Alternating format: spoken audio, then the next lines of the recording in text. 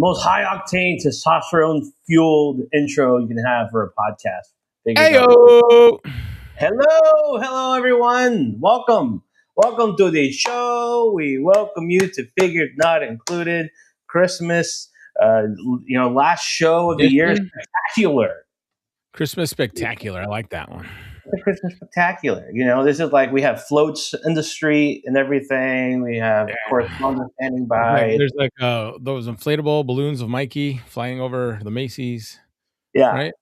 Yeah, exactly. Yeah, that's a big bee floating on the string kind of thing. You're filled with the noxious gas from the Batman, the Joker one that he fills up in the '89 movie.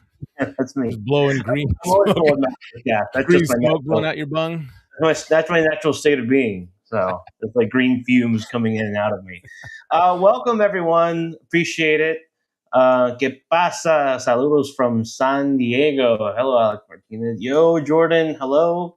San Diego. Sebastian. The whale's vagina? Yeah, exactly. It's Anchorman. I don't think I ever saw Anchorman 2. Wow. I feel bad for you right now.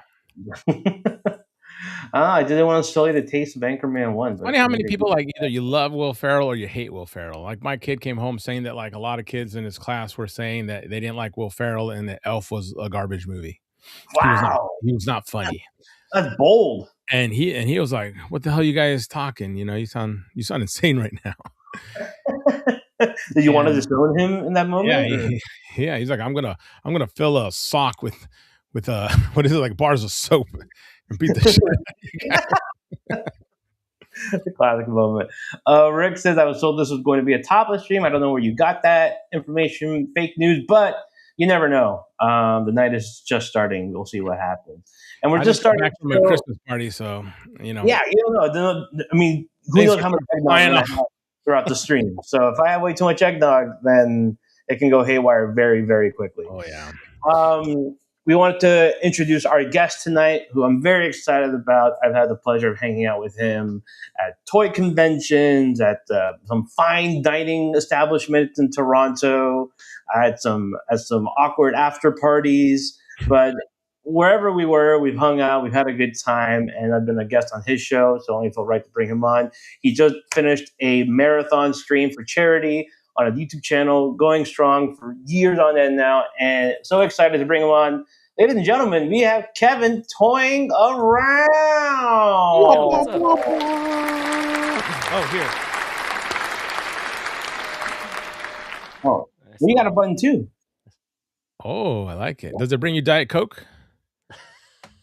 No, you have to be a certain level of office to get that. Oh, okay. Oh, by the way, was that party awkward? Because I thought it was cool. Unless you're saying I made it awkward. I think we all made it awkward. There's a lot of awkward things that happen in that moment, in that night. Mike is just awkward wherever he goes, so it has really nothing to do with anybody else. Yeah, they gave me a slice of steak with chopsticks to eat, which was really difficult, and I don't know if they gave it to everybody. Maybe that's why it was awkward. They only gave you chopsticks. Did you give them instruction at the front door? Like, here's a photo of this man. He set you up. Him. He does those things. He's dastardly. Treat him right. Treat him how he's supposed to be treated. Yeah. He's like, I left your name at the door. And a pair of these ivory chopsticks. Hey, they were nice chopsticks though, at least. So they were. Right, like Josh Brown. Like, I don't like how we start this stream right now. Like, he's talking about you. Oh, how about me? Okay. That makes more sense. This was supposed to be in quotes. Yeah. Wow, yeah, sure, pal. Bold statement, God. Good Lord. You might have to ban some people, Michael. No, it already started. Drinking way too much eggnog. Am I being hate crime? I think that was the general feeling. But no, it was fun, though. It was fun. The worst part, I think, was when I spilled a drink on my friend's lap.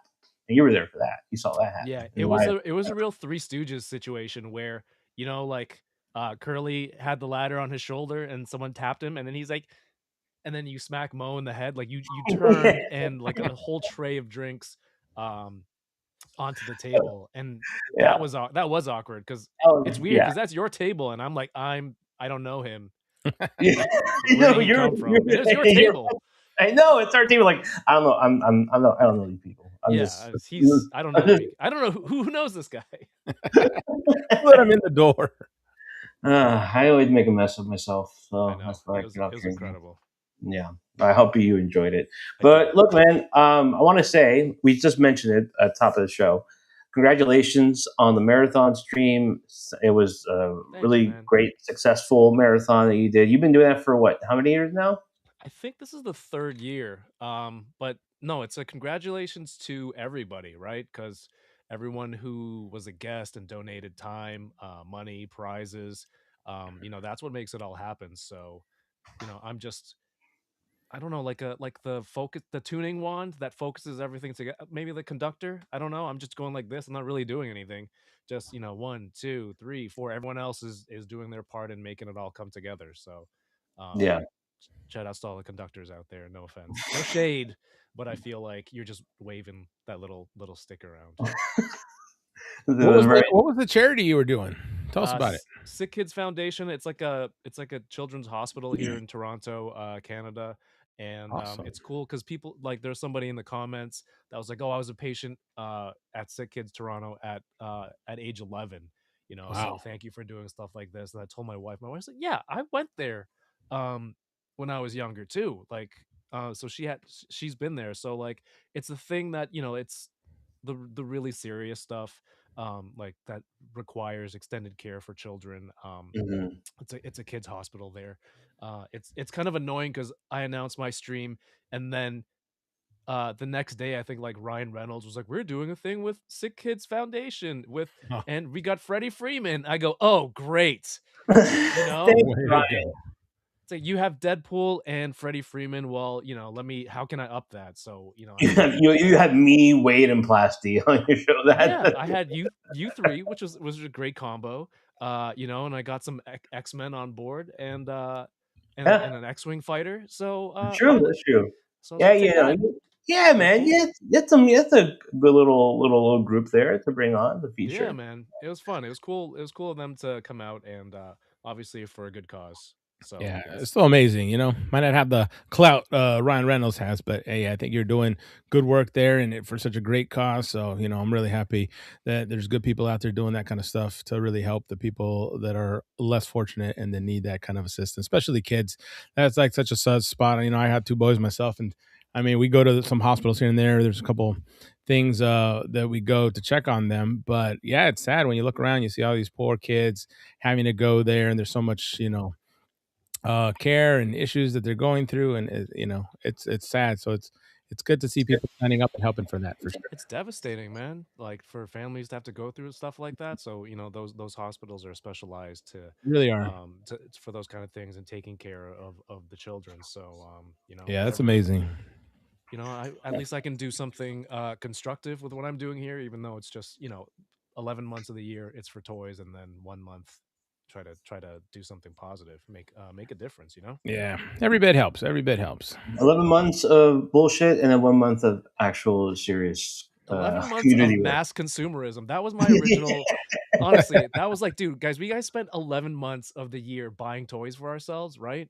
Uh, you know, so before COVID, I was like, why don't we do it? Why don't I do a toy drive? And guys, stop, like, just buy one toy. Like 1 month out of the year, think about somebody. And sometimes people don't even think about it, right? Sometimes people have extra toys laying around and they're like, yeah, I'll just sell it for dirt cheap and whatever on Facebook. It's like, no, you can donate that. Go find your local Toys for Tots or something like that. Toy Mountain here in Ontario too, Ontario, Canada. So I'm like, sometimes people just need to hear those words and go, "Oh, I had forgotten that's an option." Yeah. Yeah, And then yeah, that's so you definitely just it. need to redirect the focus a little bit and be like, you did buy a lot of toys this year. You could afford to.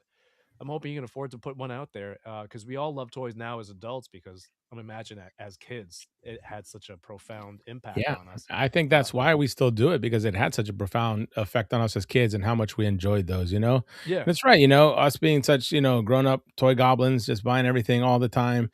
It's yeah, you kind of drown out everything else, and then you don't really think about, yeah, maybe this toy that's been sitting here forever, or that I picked up, could definitely go for someone else, and it would mean the world to a kid who yeah. who just needs something to cheer them up. And yeah, I mean, that's a great message for collectors. So. Won't somebody 100%. please think of the children? Exactly I'm right. trying. Great timing. I'm trying. No, like you go to a Ross or you go to Target and you find something on clearance. You're like, this is only $5. I'm getting it, and then maybe you don't even need it anymore. It's just been sitting there. Yeah. Or if you do see a good toy for cheap, grab an extra one for a toy drive. So, Yeah. There's a Yeah. and few. it's the 21st. I don't think it's too late. Maybe some places are still taking donations. It's funny because when I donate to other charities, it's like, yeah, we prefer for kids of different ages. We want, like, if you have gloves and socks and things like that, that would be great too. And I'm like, no, it's only toys. Look, I'm Wait, doing sorry, this. this is all It's I know. just This is toys. all I know is tunnel vision. All I know Exactly. is this is what you do. This is Nice, the best nice of my try. knowledge. You want clothes and like I don't. hygiene products? No. I No. mean, just because the kids, are needy doesn't mean, they're like any other kid who's like, what kid ever is like, I want these socks. I really want these socks. I don't need a toy. I remember my grandma used to give me socks every year, man. And I always knew they were coming, and I was just like, I didn't even want to open it. Come on, Grandma. Jordan from Canada says, I gotta say, brothers, Kevin does not get his due. Robo, Dan Hu, Unparalleled all have fanfare and deserve it. Maybe not unparalleled, deserve it, but in opinion, Kevin is on that tier and one of the hardest working guys in the game. Jordan, How's it man, make you, thank how's it you. make you feel, Kevin? Tell us. Jordan is a great supporter, and I think he gives me a lot of words of encouragement. Uh, Mm, even through, like, when a lot of BS happens in the community, good things happen in the community. So it's just good to stay focused and to remember, what to have fun with this stuff, right? Yeah. What the reason is for. yeah, well, I'm gonna ask you actually. So, what was sort of the thing that made you want to get into making YouTube videos, doing live content for toys? What was that thing like? Okay, I have fun with toys, but I want to actually, share this with other people. I think this is something that happens with a lot of people. I went down to Niagara to do a toy hunt on the U.S. side, and I didn't find anything. So on the way home, I stopped at a Toys R Us because, like, if you miss, you want to make up for the trip somewhere else. So I hit up a Toys R Us on the way home, and there's like a new wave of the Marvel Legends Apocalypse Build-A-Figure wave.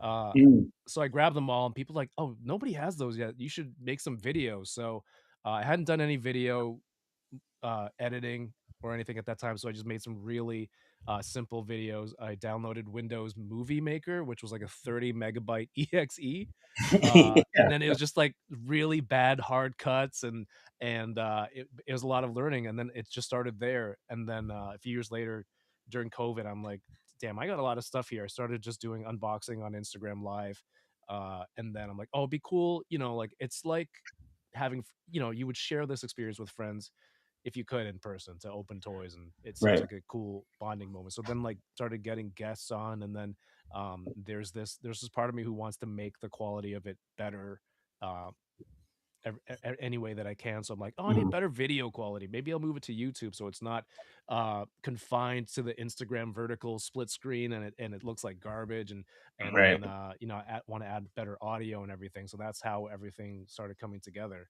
And then making pre-recorded content was just trying to try different stuff out over the years. Mhm.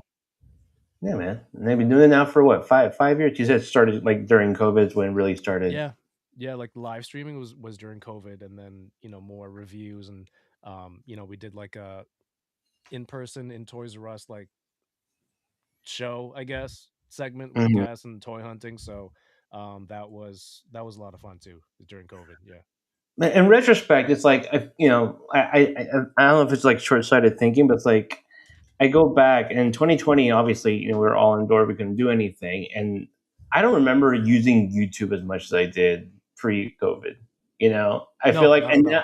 and now basically all I watch is the YouTube content. Like I don't really watch, TV programming. I watch movies. That's totally different. But I'm mostly like stuck with YouTube programming and the content that's on there. That's sort of like where my mind's at. Yeah. Um, Before that, I was like, YouTube Premium. That's for rich people, like, Yeah. I'll sit through these ads and suffer. No, you know what? I had an Android phone, and you can get a hacked copy of YouTube that didn't play any ads. So I think that's how I survived before then. And then my Okay. main phone was an Android, and then it died.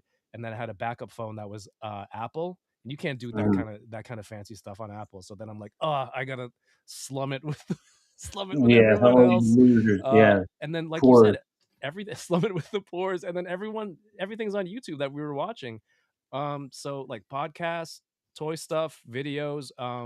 So yeah, I ended up doing a lot of watching videos on YouTube there.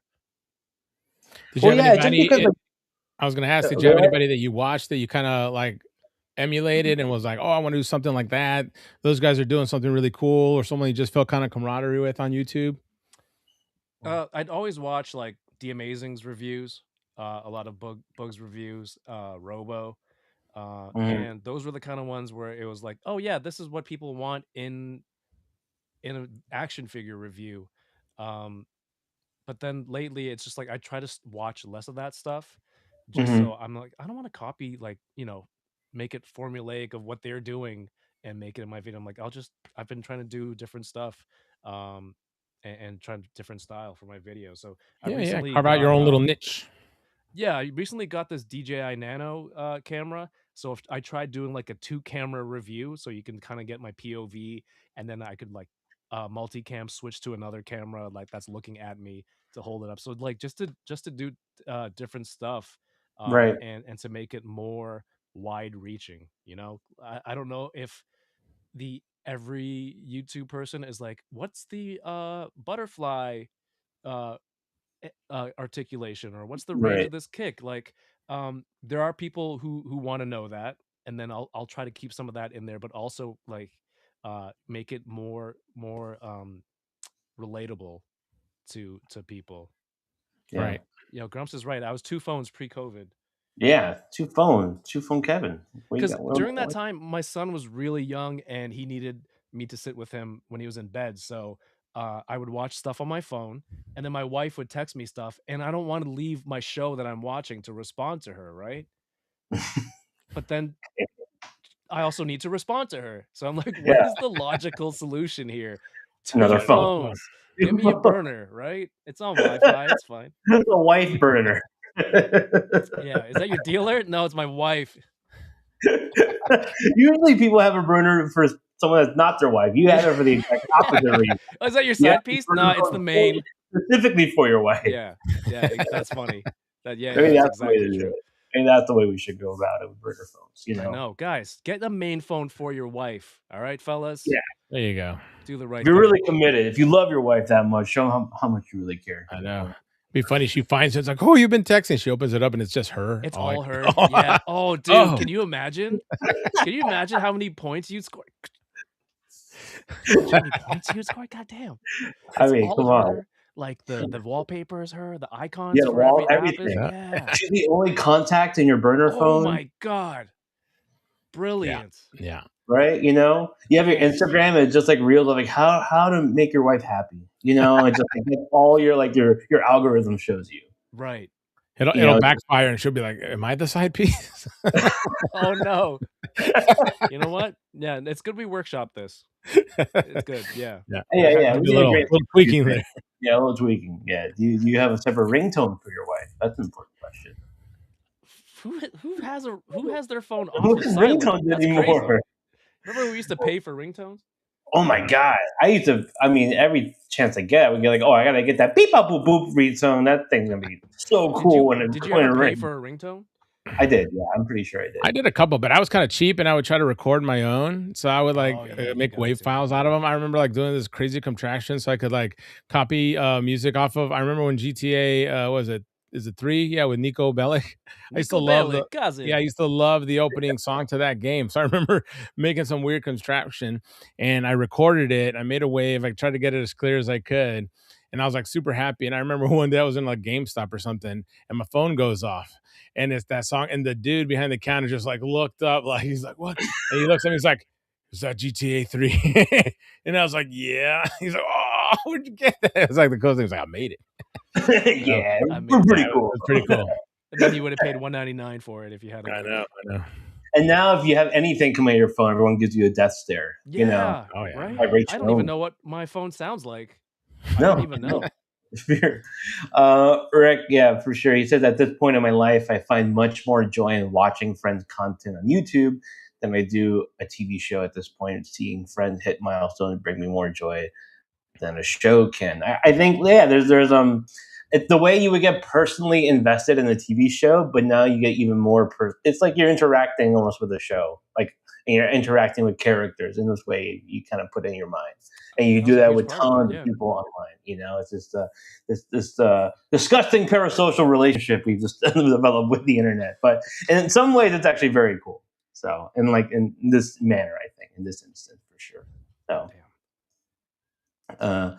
Jumbo was a scan that played Europe for years before finally getting shut down. I don't know what that's about. You go back with GTA 4. Clyde was GTA 3. That's right. That's right. Get your 4. stuff together, nerd.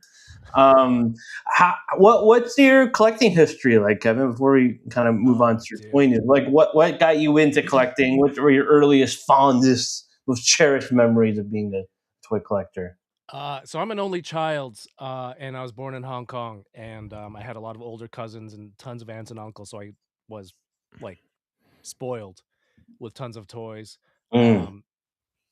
X-Men, Power Rangers, Saint Seiya, GI Joe that I don't even know what they are to this day. I just remember having a ton of them, and we moved to Canada. A lot of stuff stayed with me, and then like everyone goes through the high school, university, like that put that stuff aside, and then a couple years later, I stumbled upon a random toy show, which that toy show in that venue has never happened again. But that was the one that got it's like this magical tent in the forest, and the guy's inside and he reads your fortune and it sets you on this course, and then you go back and it's gone. Yeah. Right? It's like That's the what old happened to mysterious me. man. I went in there. Did I that went really in there. happen? Yeah. And then when you leave, like some like the wind blows and then some leaves move out of the way and like the shoe of the wizard is there. I don't know. The old wizard. But then it was Toy this one wizard. toy show. The I saw wizard. some I saw some Toy Biz Legends, and I'm like, oh, this is cool. It was Weapon X Wolverine and Cable with the Jerry curl, and I'm like, yo, I wanna collect like the X-Men animated cartoon. I want that team. And then so that's where it started, and I started buying Sentinel Build-A-Figure pieces on eBay, like in box. I didn't know at that time that you can buy just Build-A-Figure pieces, so I was buying like mint on card just to break. There you go, just to break them out, and it was super expensive. And then it just started from there, and it took about more than 10 years to get X-Men animated, like a full team in 1/12 scale. Yeah. But Yeah. that's that crazy toy show wizard. Oh, that's how it started. Wonder what happened to him. Do you think he's still inspiring, or did Yeah. he? I don't. He's I all over the looked up- world.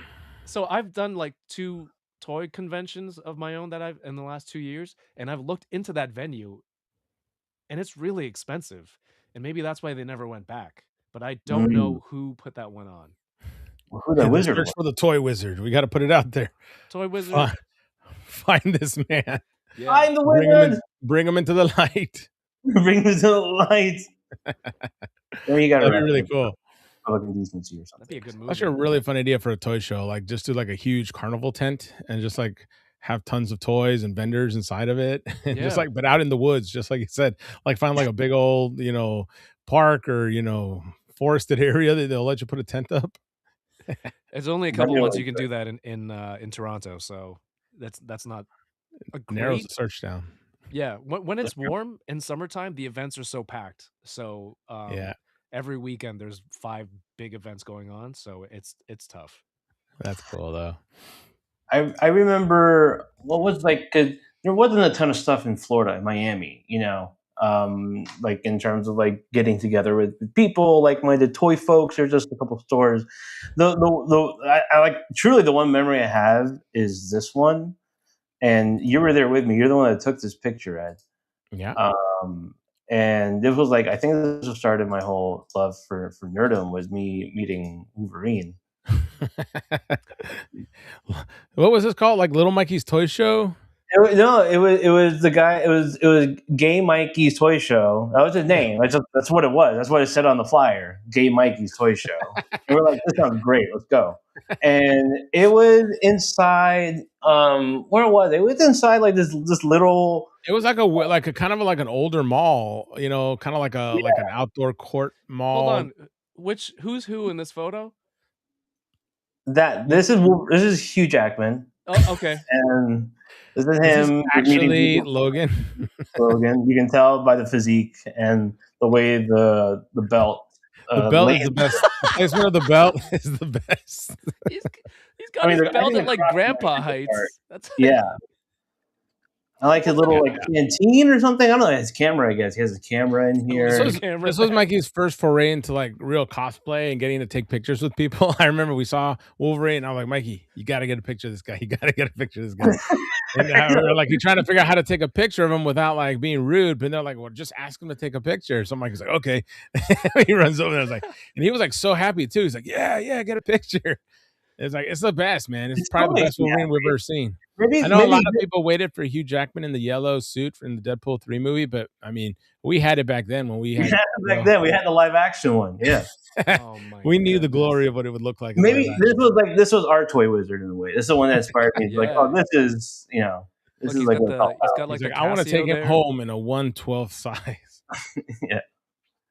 I look like a member of the Deftones back then. Yeah, I mean, I was a college musical nerd, so but little Chino Moreno.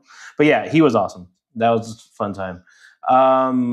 But yeah, there was nothing really. I love that guy. Which one? That's what you got to figure out, Rick. Though the world may never know.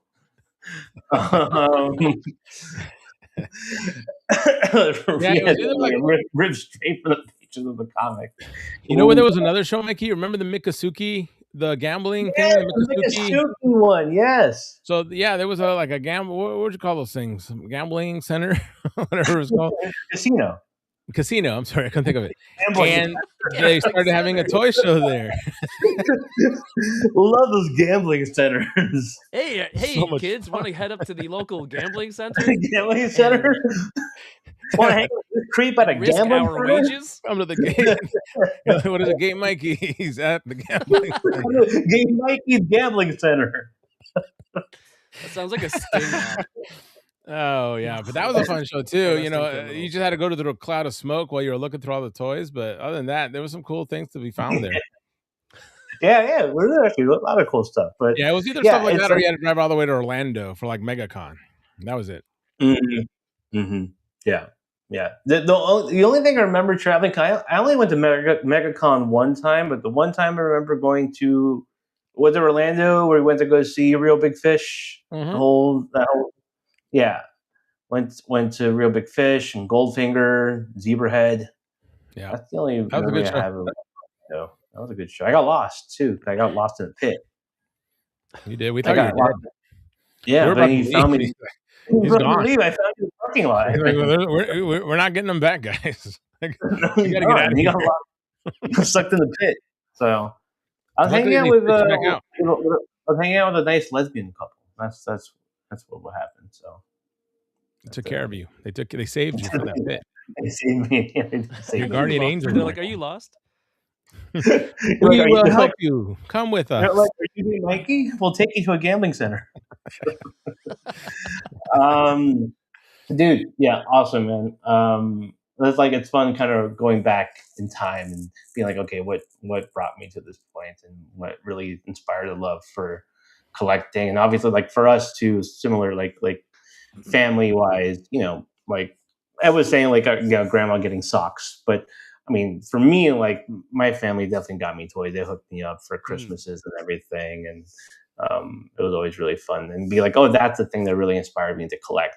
And like we get lost in the whole, like you talked about it, like the consumption of it all and the consumerism of the whole thing and buying and how to stay up to date with everything. But it's nice to kind of go back and think about the things. Yeah, I think there's like a level of consumerism because you are buying all these things, and it does become like this very money driven hobby. But at the end of the day, I don't know, I think a lot of people would say it's not really about the money anyway. It's just about they love the feeling of these toys, having them, playing with them, looking at them, collecting them. And it's like the fun hobby that just brings back so much nostalgia and fun and like reliving a lot of those childhood memories and stuff. So, it's hard to say, it's not, I mean, I guess if you collect specifically for like value and like trying to resell and this and that, maybe it becomes more of a commercial thing. But the people who I think buy for just the love of the figures and just how much happiness it brings them, I think Mm. there's a little bit to be said there as well. That there is a part of it that really is a more of a personal thing than a financial kind of commercialism thing. Yeah, that's true. People, I mean, as long as your family's taken care of, Oh yeah, right? And you're just good, like like these gambling. toys.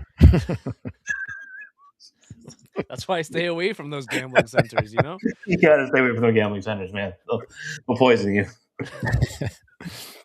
My mother Uh, always told me to stay away from those gambling centers. what your Mima always said. But True yeah, emo. um, yeah, man. So, what are your big plans for 2026? 2025 almost in the rear view mirror now, but 2026. What are your goals for the Um, channel? like I said, I wanted to try some different types of content, so I did start a new channel to like talk about cameras and gear because we bonded over buying different cameras and lighting and microphones, and all that stuff is interesting to me. I test a Yeah, lot of stuff out in the pursuit of just trying to make the stream look good. greatness. uh and in that time, like we travel, you go to conventions, we try to make content on the run, and you experience different things. So I'm like, oh, that's something that I watch a lot on YouTube. And I'm like, I have all this stuff with me. I have experience making videos. Why not try something different and see where that goes? Yeah. And then that's one of the things that I have planned. Like the main thing, I think. The toy stuff is going to be the Cool. same. Like the streams are going to be there. I just started doing some new videos for toys. It's like for GI Joe Classified.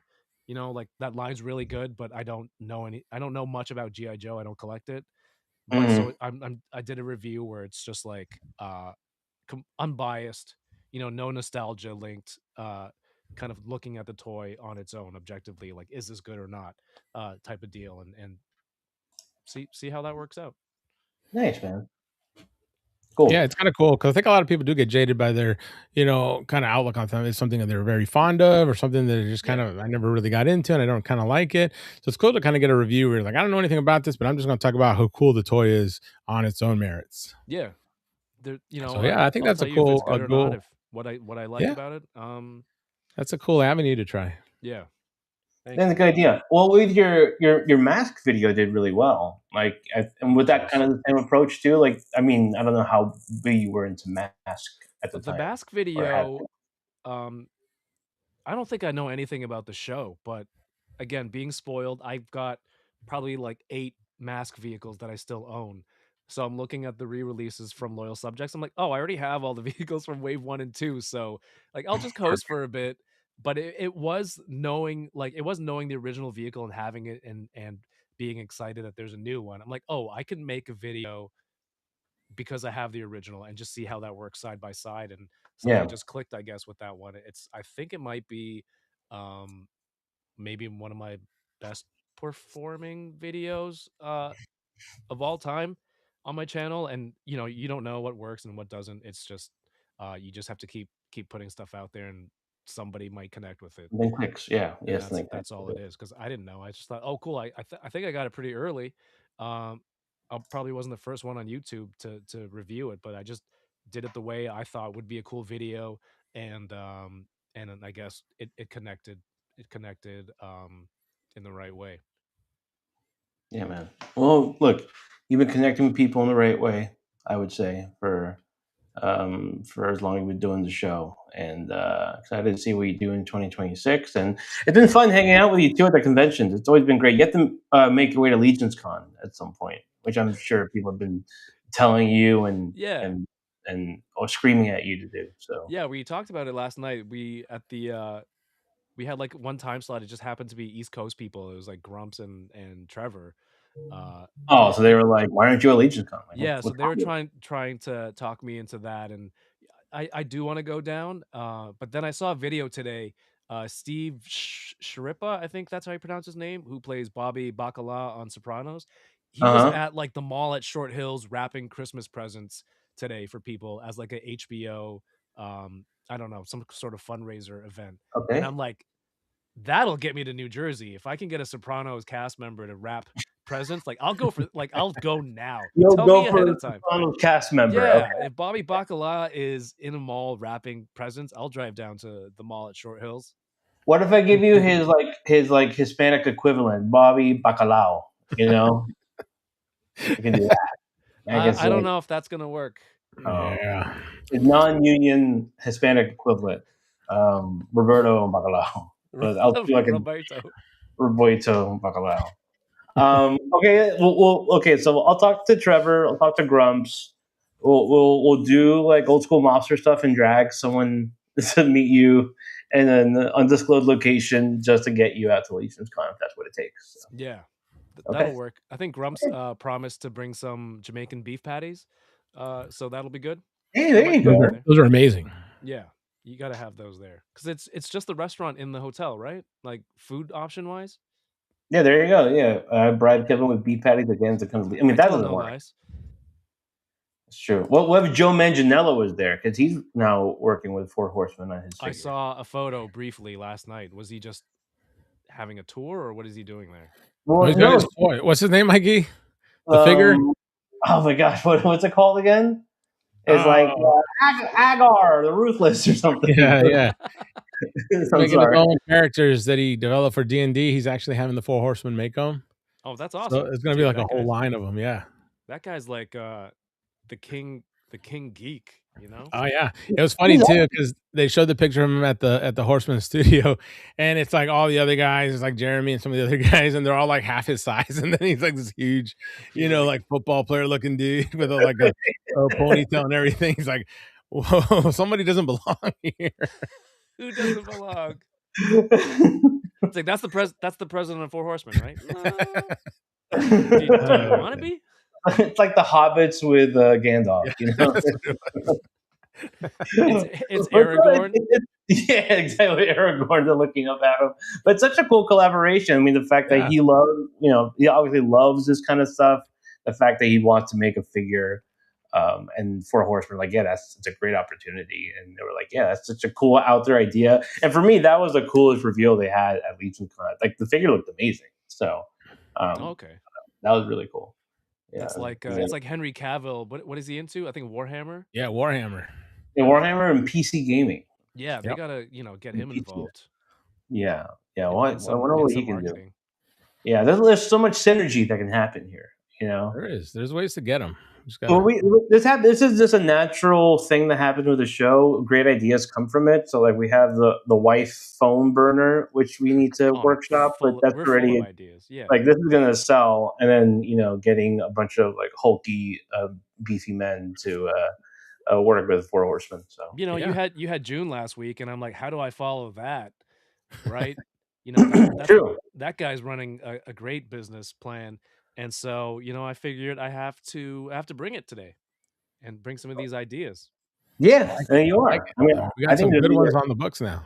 Either grade A, yeah, they're on the books. Like they're happening, Yep. So we're getting our people on it, and we'll be in touch. So, but I figured we can go through some toy news, and then we do have a little fun segment towards the end to kind of put a nice little bow on the holiday season. But let's go through some toy news of the week.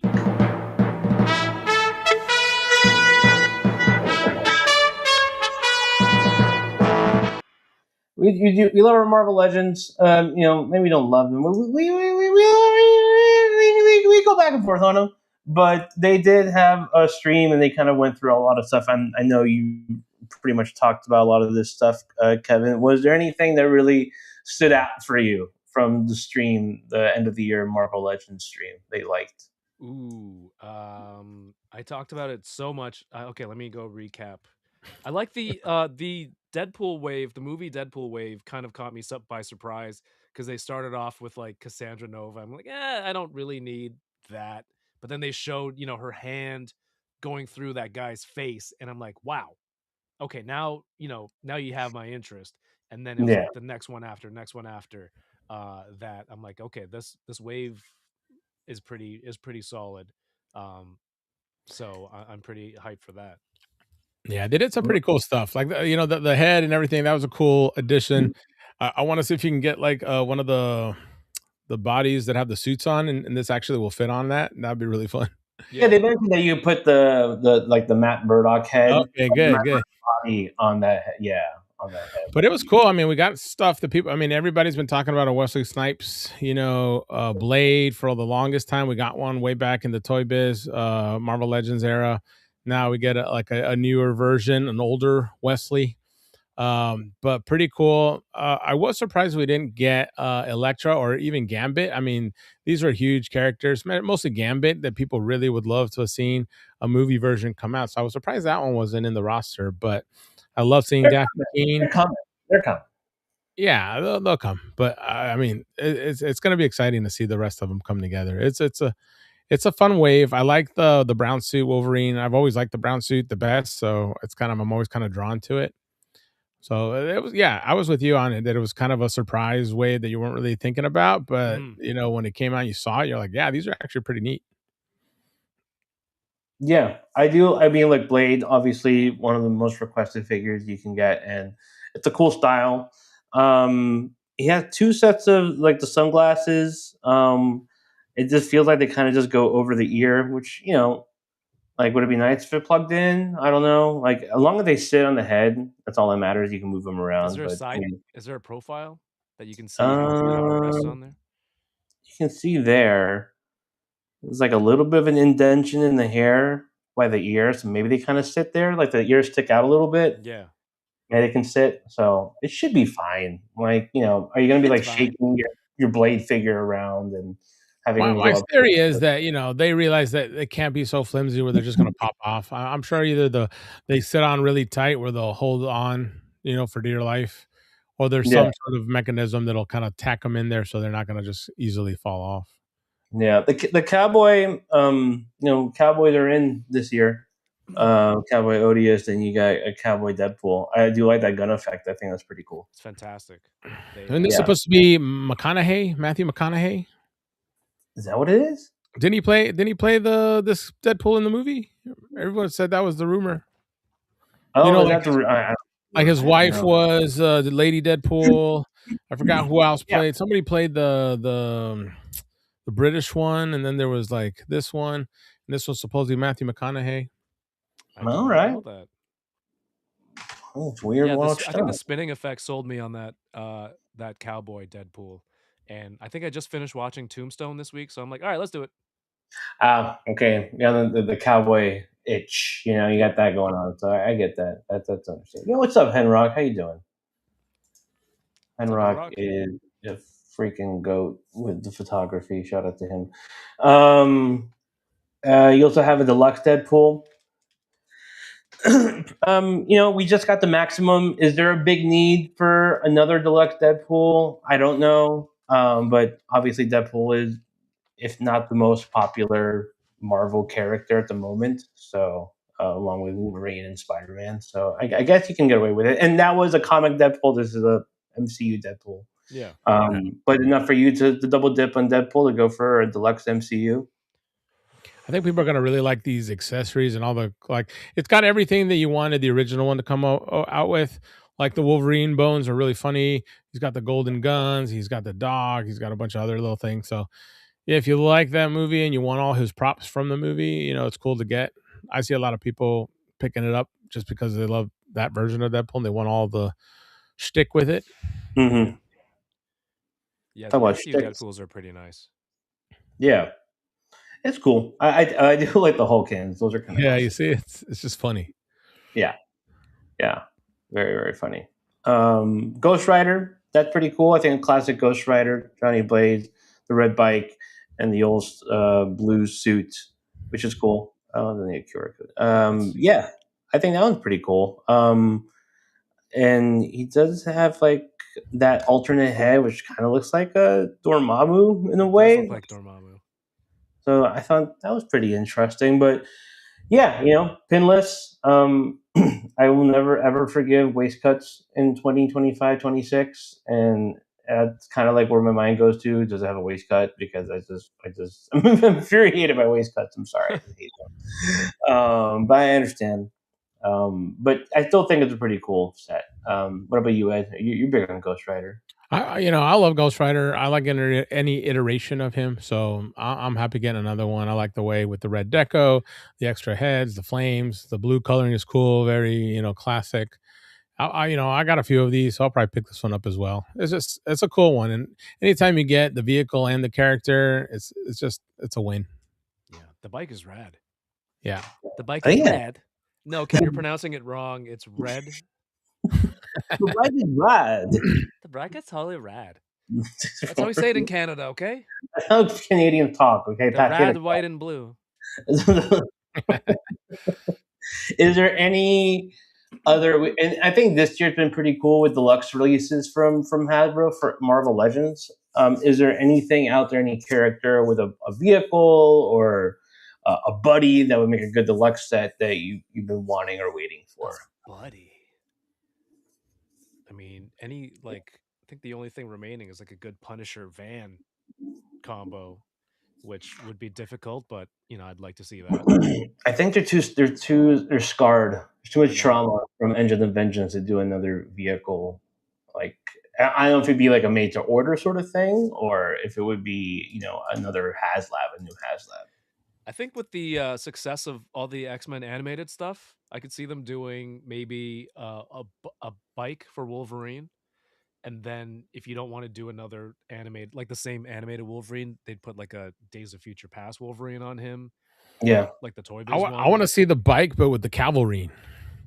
With from the scene from the movie where he's like revving the bike, and then you turn around and Henry. I mean, that'd be a cool. I mean, some people were mentioning it to me at the shop. They're like, "Oh, I wish they would have included the Calvarine as one of the figures." And I'm like, "Yeah, maybe." But then the more I think about it, that'd be kind of fun with the motorcycle.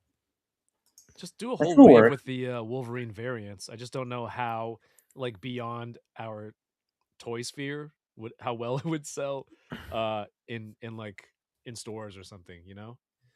It's got to be like everyone who likes the MCU but also likes comic Wolverine but also collects toys. Like, those three circles have to overlap, and that's how many that Venn diagram in the middle. Yeah, hitting that. That's thing. The sweet spot. So might be very niche there.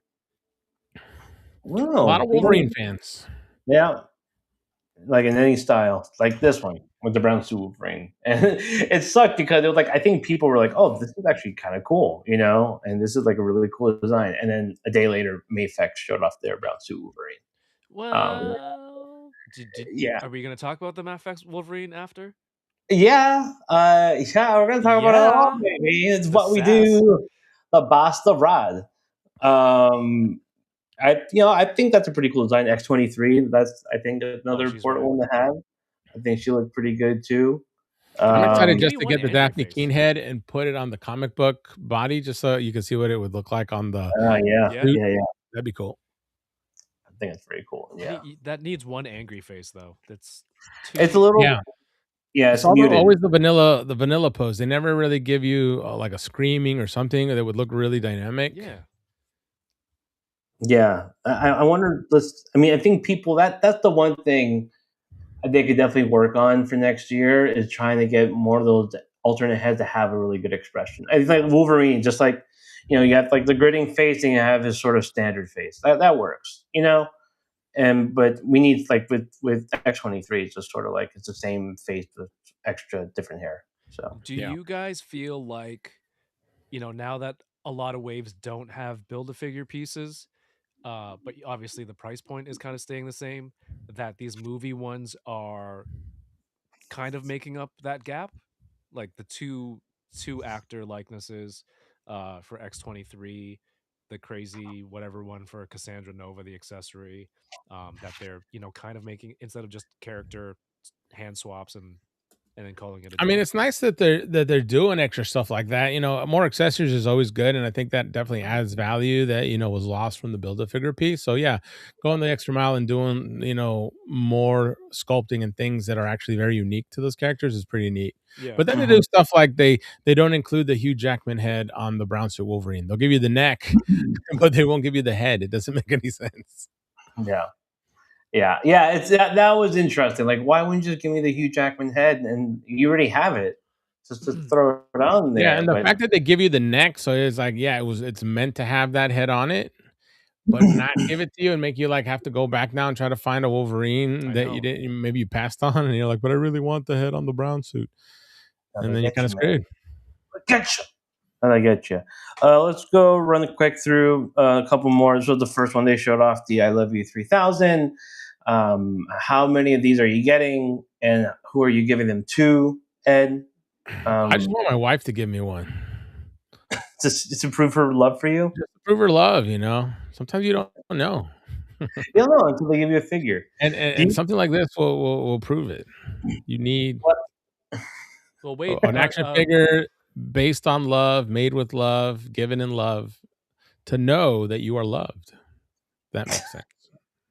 Yeah,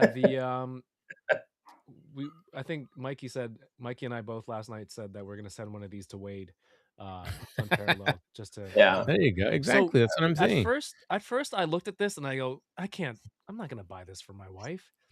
And then someone said something like, oh, I guess they saw Star Wars do holiday toys, and then Marvel was like, okay, let me try that. And then when that kind of positioning was presented to me, I'm like, oh, okay. So this isn't like buy it for your partner. It's like a holiday themed toy. And then I go, okay, because I like the Star Wars Halloween and Christmas stuff. So why in my head does this like not work for me? And then like, was it? You don't believe in love. That's why. I don't believe in love, but was it how it was presented to me? You know, like how the marketing was. So was that it? Level, you think like, that was a thing that was like wasn't clicking with you with this one, or was it just because why are they doing an I Love You 3000 Iron Man? Yeah, if you said like, oh, it's Valentine's Day, if you said and you're decorating the house, do people decorate the house for Valentine's Day? The bed. Throw this in the bed with the rose petals. It's the biggest holiday of the year in my family, and we all just get together and decorate the house in Valentine's. So lots of hearts. Lots of hearts. That's why I was like, maybe it was how it was positioned to me that I'm like, I think if you look at it as like, oh, it's because he says to the daughter, I love you 3000, whatever in the movie, you're like, well, does that require a figure? But then you're like, oh wait, no, it's a Valentine's figure. Oh, it's a holiday stuff. That makes more sense. What if they can't say Valentine's? Maybe. Who owns Valentine's Day? Some old lady. It's like Hasbro is strictly non-denominational, so they don't want to offend anyone by saying Valentine's. Dude, and love has been canceled. You can only say I love you. It's too woke. Now you gotta say I heart you 3000. But if you look at it, like I like the creativity of it. Instead of an arc reactor, it's a heart reactor. You know, like the little booster things have hearts in it. Otherwise, you know, that's what they do with the Star Wars Christmas stuff. Ed has a fart reactor, if he was Iron Man. It's true. It's not located on my chest. It's somewhere else. It's the worst hero. It's like the Care Bears beam, but you just turn around. Care Bear stare. Stare into my eye. Care Bear stare into my brown eye.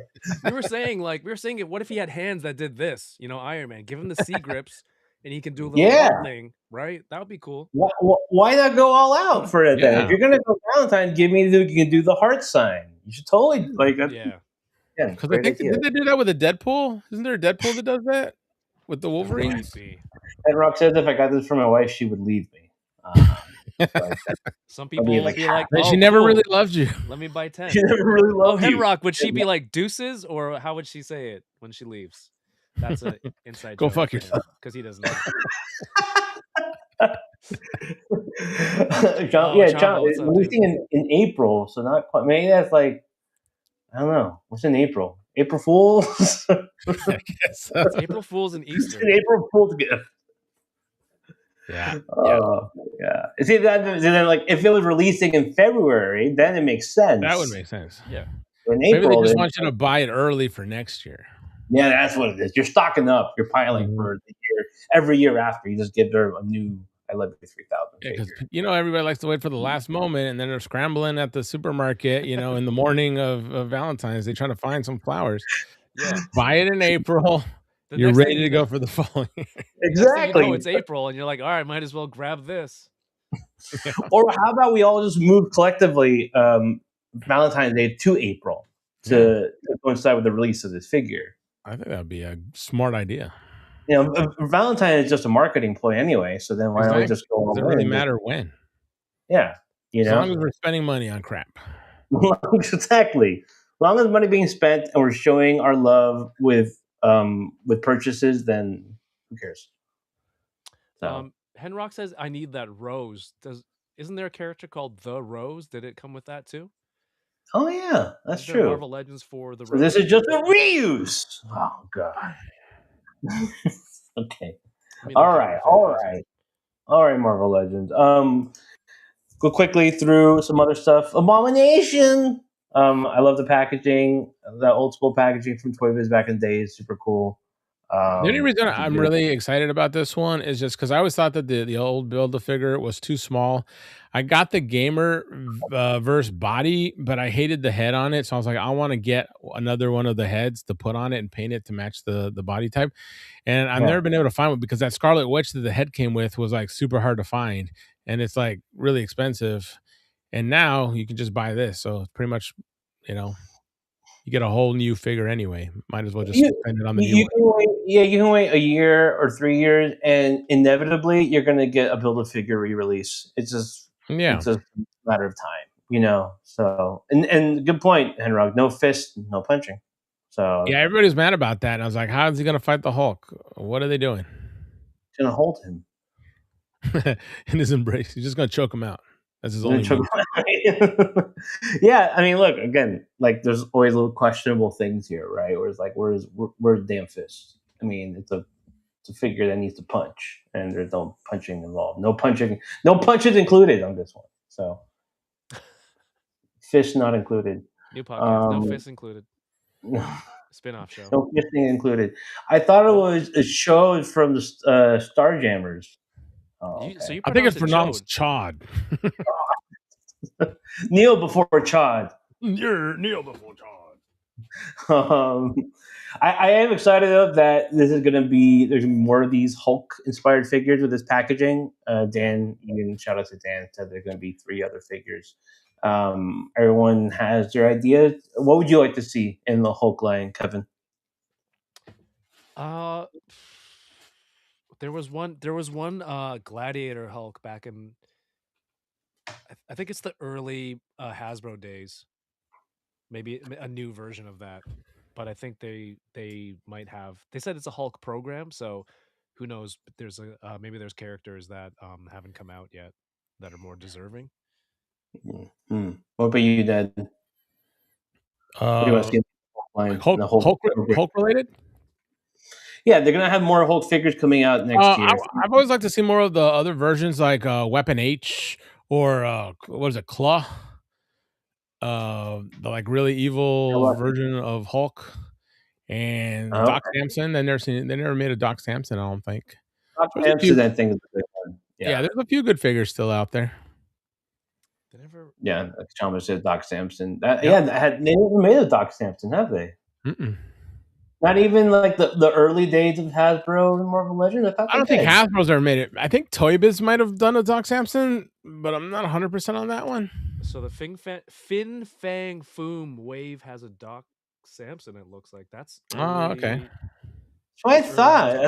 That's what I thought. But that all the figures sucked back in the day. So, I never even looked at those waves because I couldn't stand. I mean, I liked Fin Fang Foom, but I was like, they wanted you to buy like 1 million of the garbage figures, so I was like, nope. Not even going to waste my time looking at them. No way, Jose. What if this Hulk program is all of those figures updated or like a new version? Then see, that would be good. Okay, but back then, no. That's okay. So this is the old Doc Samson from that. That's not awful, by the way. If you look, this is not the worst. It doesn't look as bad as I would have imagined. Yeah. Right. No. Yeah. This is the Fin Fang Foom wave Doc Samson. So. But yeah, I think, like you said, I think he's obviously way overdue for a new Marvel Legends figure. So that would be good. Some people have speculated, Smart Hulk. That's another one that's been out there, so that would be cool. And supposedly, Smart Hulk is in, or the Gray Hulk is in the new Marvel Spider-Man movie with the Punisher and Spider-Man. That's rumored. Might be on the short list. Maybe. Brick something. What's up, man? Hey, toy people. What's up, Brick? I like that. Jordan from Canada says the Red She-Hulk is from the Doc Green comic storyline where Hulk takes out all other Hulks. Great modern Hulk story. I gotta say, and I'll just put it out there, I'm not too well versed on my Hulk lore. Never really got into Hulk like that outside of the games and a few things here and there. Yeah, I don't same. know. I don't know too much about him, but oversight on my part. Sorry, guys. Sorry, I'm not a full-fledged nerd. I wish I was, but I can't. Like this guy. Like I'm not familiar with Grizzly. I don't know Grizzly. What do you guys know about Grizzly? And was this on your short list of things they were teasing? No, not at all. Yeah, this one's like a weird one because I mean, this looks like they just reused what's his name, Major. What's his name? Ursa Major. Ursa Major, and they just changed the head on it to give it a weird little dude. I mean, it's a funny figure. I mean, I don't know this character. I don't remember ever seeing him in any Spider-Man. To me, it looks kind of goofy with the funny little dude. It looks like a dude wearing like a teddy bear outfit, but he's just super jacked.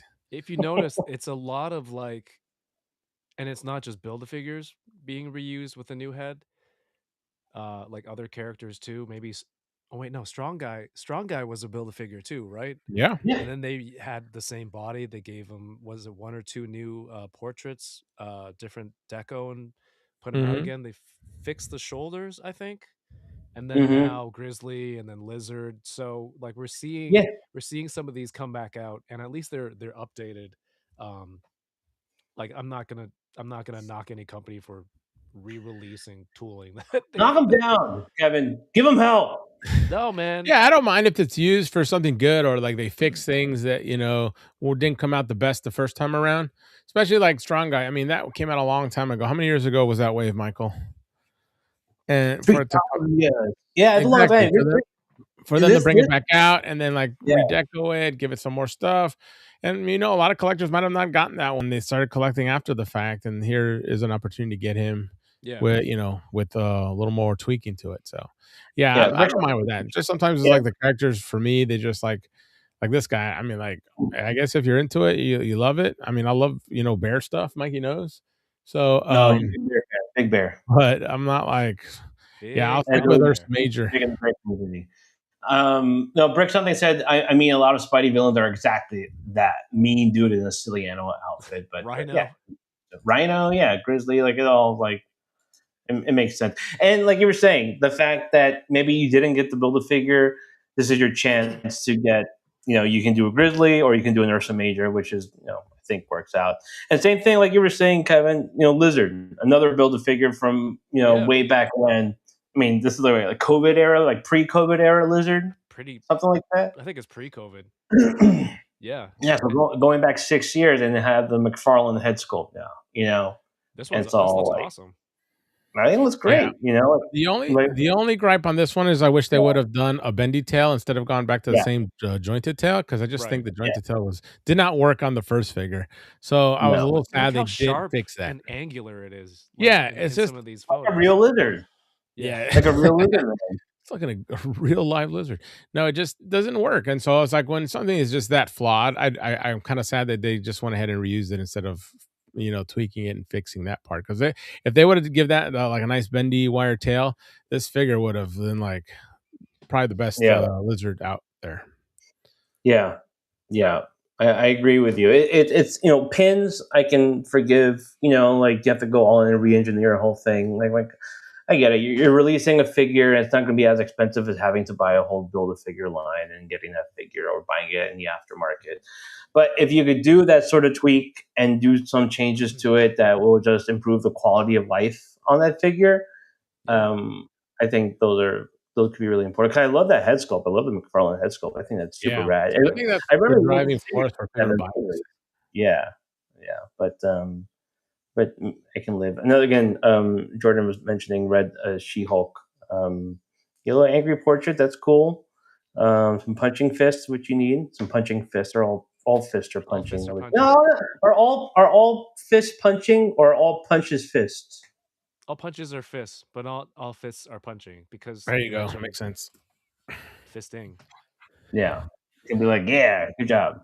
kind of thing. I Right. was a little sad on this one because I was really much looking forward to a new She-Hulk, a red She-Hulk, because they did the one in the early stages of the Return of Marvel Legends where they were still using the rounded ball joints and stuff like that, and Mhm. her sculpt was a little wonky. It wasn't the greatest, so I never really picked that one up just because I wasn't a fan. And now that they've finally gotten around to doing all these awesome new versions of figures, I was like, okay, now we're gonna get a really awesome one. But they, this was really much about reusing stuff they already had, and this is the Savage pants. She-Hulk, with a little bit of tweaking. Even the head is the exact same head. All they did was change, I think, the hair, like the face and everything is still the same face from the Savage She-Hulk. They just changed the hair on the main head Mm. sculpt. And then the second head sculpt you see there floating is exactly just a repaint. And so the only real changes from the one is the torso where they added the little vest instead of like the torn t-shirt. So I really Mhm. wish we would have gotten a more unique and like newly designed Red She-Hulk, because I think she would have been a really cool figure to just kind of put some money into and making her an all new sculpt. But at least since I don't have the original one, I guess this will do. But I really like that Savage She-Hulk, and I have the other two versions, so it just seems so close to the same thing. Yeah. It's a Yeah. little bit more. Rowdy says Red She-Hulk makes me sad, I think, for the same reasons you're stating. So, I think what um, I've found collecting Legends for so long, it's like you're eventually going to get the version, I think, that you want, but somewhere like along the way there's going to be a little like one version a little bit closer and a little bit closer, Yeah. and like you're You going to just get it. you got to live long enough. Yeah, you just have to you have to outlive the re-releases. Exactly. I like that. Like, I don't got much time left. how much time was that? Come on. It's like Dick Van Dyke. He's still waiting for his perfect She-Hulk. Was he You gotta 100? wait another 5 years, Dick. Come on. You can be He's like, okay. 100. I don't know how much I got left. I'm gonna keep waiting. Well, speaking of waiting, look, Astonishing X-Men, a line Yeah. that everyone wanted to complete. We're practically there, and this was a 2-pack that makes sense. People besmirch 2-packs, and I get it. Like why? Like, are you, like holding a figure hostage, Yes. doing that kind of thing? But this 2-pack obviously makes so much sense. Kitty Pryde and Colossus. And Colossus look pretty badass. Kitty Pryde looks cool too.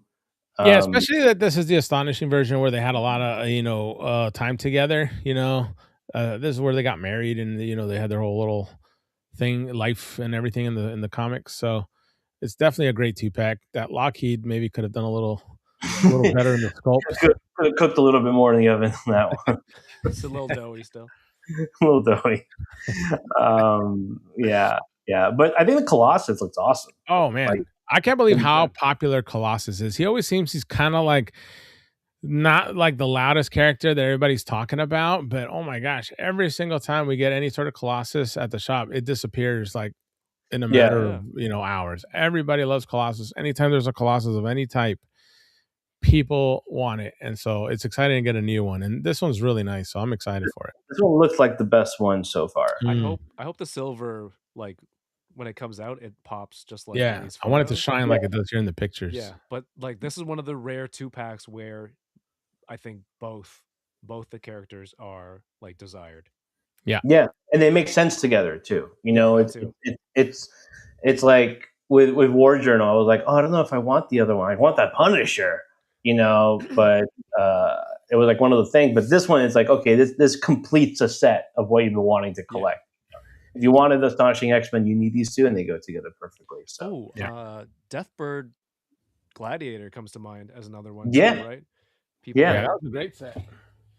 I think the 2-packs this year were really great on Hasbro's end. Like I say that thing about Punisher, but again, he brings like a really weird, whacked out Punisher villain, and so that makes sense. But like the Game Reverse stuff had some really great 2-packs.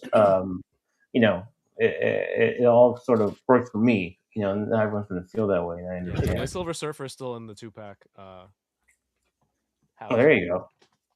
From Wolverine. Yeah, That's great. great. With an updated head. Yeah. So you get a nicely updated version of Gladiator. This head is really, really cool. Yeah. And I've been wanting a Deathbird forever, so super excited. That's great. That's great. Yeah. So, all in all, I think that was a pretty solid stream. You know, give it a good 6.5. I rated 6.5 to 7. You know, I think that's 7. Yeah, it's good. It was good. Like some really good pieces in there. So Yeah, I don't yeah. think too harsh. 6.5 sounds like I'm like a harsh critic, and I'm not. Like I'm not that kind of. But I'm not. Ruthless. I'm not. Yeah. Yes. I'm just writing I down thought that I have to buy cool. the Deathbird. You have to buy Deathbird. Yeah, before I forget. Yes. Yeah. Yeah. I Where's a got good lucky. place? Where's a good place to buy Deathbird, Michael? Oh, there's this one store I heard about. I'm trying to remember what it's called. Oh yeah, Hidden Temple Toys.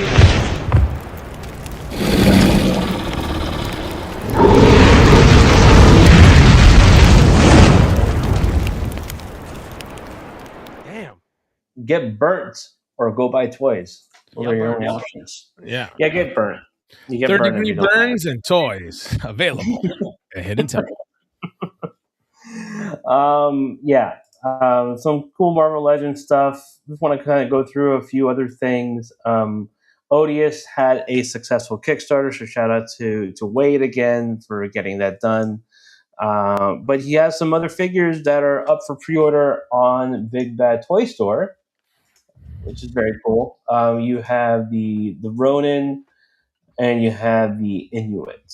So you can go pre-order those right now. These are Big Bad Toy Store exclusives. So if you want them, that's where you can go. I think the Inuit one, I think, is really awesome. I love the soft goods on the Inuit one, and the whole color palette change is very, very cool. I should get him to make a Hidden Temple Toys exclusive, and he's like a Mayan warrior. Oh, Wouldn't that be cool? Yeah. Wait, are you watching? If you're watching, you're probably not, but we got to clip this and send that to him. He's not watching. He's not really a fan. He doesn't watch Plasty. Plasty, clip it. Plasty, clip it. He's not watching either. But no, yeah, that'd be cool. You can do all sorts of versions like that. Hey, look, Plunderlings did. They didn't do a Hidden Temple one, but you got the exclusive retail version of their figures. Yeah, we got some of the exclusives, which was really cool. Yeah. So yeah, they got some great stuff over there at Lone Coconut. So we're excited to get more and more from him. I love Ricky and Plunderlings. Yeah, he does a great job. Yeah, you had him on your show. That was cool, and he it was fun, like learning about the whole Plunder Beaks and how they all came together. So yeah, but the coolest part was when he showed off the articulation on those wings, like so seamlessly on camera, rotating them, taking them apart, and reassembling them. So I love it. I love it. Which is your favorite out of the four? Which one are you most excited for, Kevin, out of the Odious figures? Odious? None of them. Favorites. My favorite theme of these ones would be the cowboy. Yeah, I agree. The Ronin's pretty cool. That's gonna be a popular one. People are gonna really like that one. Yeah, I do like the Ronin one. I do like the style of that one. But yeah, the cowboy one is, I think, for me, that was the one that I was really into the soldier one, the Army Odious, and then when I saw the cowboy at LegionCon, that one really took the top spot just because of all the different looks you can do with it. Yeah. Yeah. Very, very cool. So yeah, so you can pre-order all four figures too on Big Bad if you like. If you can also wait, maybe a certain store will carry them for you. You can go pick them up in person, like you could in the old days. When we were kids, you go to the store and get them. So live the glory days again at Hidden Temple Toys. Nostalgia overload. Speaking of nostalgia overload, Flintstone, Jada Toys still doing their cereal mascot figures. These look awesome. Everything they do is just gold, and here's a big question though, Kevin. You go first. What kid were you? Fruity Pebbles or Cocoa Pebbles? Fruity Pebbles, I think. Yeah, boom, winner. Same. Michael, I know what you're gonna say. What am I gonna say? Cocoa. You and your brother. No. I was Fruity Pebbles all the way. 100%. Really? Oh, I thought you and your brother were both on the Cocoa team. No, my brother, Cocoa Pebbles. We used to get in the biggest heated arguments about which one was better. He's like, I don't like that Fruity Pebbles because you get like weird tropical milk. I want chocolate milk. And I was like, I love the tropical milk. It's way better. That was a treat if you had the chocolate one. I like the fruity one. Yeah. That's it. Fruity It's- Pebbles, man, all the way. Yeah, 100%. Just Let us get know a cup guys, of chocolate yeah, milk. Yeah, I mean Yeah, you the want milk. chocolate milk, man? Get Ovaltine. Oh Wait, yeah, exactly. Ovaltine is chocolate milk? Yeah. I thought it was like In, a in some malt. states, No, Mikey malt. knows. He's got his lifeblood is Ovaltine. it What's really the is. deal with Ovaltine anyway? Chocolatey goodness. Jerry Seinfeld. What's the deal with Ovaltine? Ovaltine is a popular Is it malted chocolate milk or drink. is it malt? Well, look, I Malt drank chocolate. Ovaltine until I was about 30 years old every night, and it was delicious. It is sort of a maltier chocolate, but it was still pretty damn good chocolate. And I would have that. My interesting quirk, and Ed knows it, is that with cereal, I would never eat cereal with milk.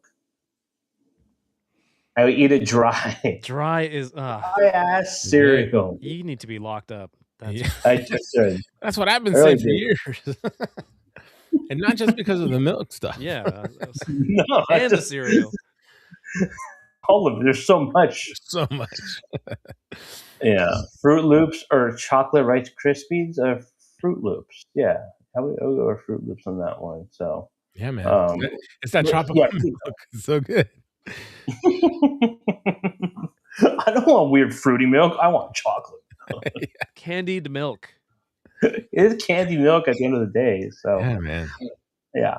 But these look awesome. So I've been wanting an awesome set of Flintstone figures. I mean, I don't know if I've been wanting them, but now I see them and I say, oh yeah, I want those. Those are cool. And does that have Something a you never Barbie? knew you wanted. I think that's what That's what Jada's they- been doing. Yeah. Yep. They've been doing. I didn't know I wanted this, but they made it look so good with something the that fact- you're familiar with. It's Yeah, like, and the fact that it's let's do not- this. It's just not the Flintstones, but it's actually them with the cereal. It's just like Yeah. Perfect.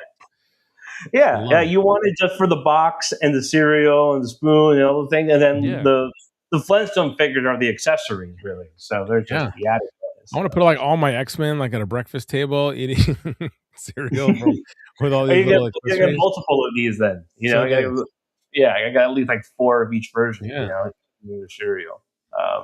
They're cool. Any other big cereal mascot figures that you've been wanting or not even thinking about, but now you're like, okay, that would be amazing. I mean, for me, Captain Crunch. the Captain would be cool. Captain Crunch would be awesome. He has a great look. Snap, Great look. crackle, and pop. Oh yeah, Yeah. the crispy elves. Yeah. The cereal Yeah. isn't that great, but the characters as a toy. The characters are fantastic. Yeah. The Keebler elves, like was it Mr. Keebler? I don't know if that's his name. Yeah, the Keebler elves were the cookie guys. Yeah. Sam Yeah, the toucan. Toucan, Oh, that would have been a yeah. cool one. There's still a few Toucan. out there. What was it, did the frog from like Honey Smacks ever have a name? People remember Honey Smacks? Is that too old? Yeah, Honey Smack. I remember that. Yeah. I just dated myself. You guys remember Bosco's chocolate syrup? Bosco's. You know what? Maybe you should buy that red She-Hulk. I know, right? I'm with Lucky Dick, Charms? man. Dick Van Dyke and I, we're at the end of our lifespan here. Dick Van Dyke. He has this weird cereal from the 70s. Really dating yourself on this one, Ed. Hey, what can I do? What can I do? It's just grains. It's just grains with nothing It's just- on it. It's just grain, yeah. Yeah. I think that was just called oatmeal. It's called guy. Quaker Oats, The Michael. Quaker Oats. Yeah, the Quaker. I want the Quaker guy. I want. Is the Quaker guy different from? What did he wear? Was he like one of those? He was like, yeah, what do you call Puritan? He had like the whole little Puritan outfit going on. Yeah. Quaker That'd be Oats. funny if he goes in like, can they bring those back? Because they were canceled and then they brought them back, like the Lando Lakes lady and the Aunt Jemima. Quaker Oat guy got Nah, canceled? No one's touching those. Yeah, those were all canceled, but they brought like Aunt Jemima came back. They took her off the bottle. Now she's back. You shouldn't say that anymore. Lando Lakes. I don't know if they ever brought that one back. What was the other one? Uncle Ben's. Remember Uncle Ben's rice? Yep. He disappeared. And wants a totally like canceled pop culture line. Wait, what's wrong with the Quaker Oats guy? Yeah, they canceled the. Yeah, that's funny. They didn't cancel the Quaker Oat guy. What What did he do? What did he do? Nothing. He was just a Puritan. I don't know. Everybody else got canceled. Puritan. We had to cancel this guy. Look at that guy's bad news. Just look at his face. He looks mischievous. I don't trust him. He looks bad. He looks like a bad news man. Look at that face. Face only a Quaker could love. Yeah. So look, again, great ideas from the podcast. Is this an American thing? Because I don't know what that means at all. I'm looking it up. What would be the Canadian equivalent of the Quaker Oats guy? I don't even know what a Puritan is. You don't have it's like a what would you call him? Like a religious settler? Yeah, exactly. Weren't all settlers religious settlers, or? Yeah, but the Puritans were particularly pure. Oh, okay. Particularly pure. Oh, that's where the pure part comes from. All right. I think so. The part Wade likes. We need a history lesson here. Yeah, we do. We only know toy history. We're too far gone now. Keep politics out of toys.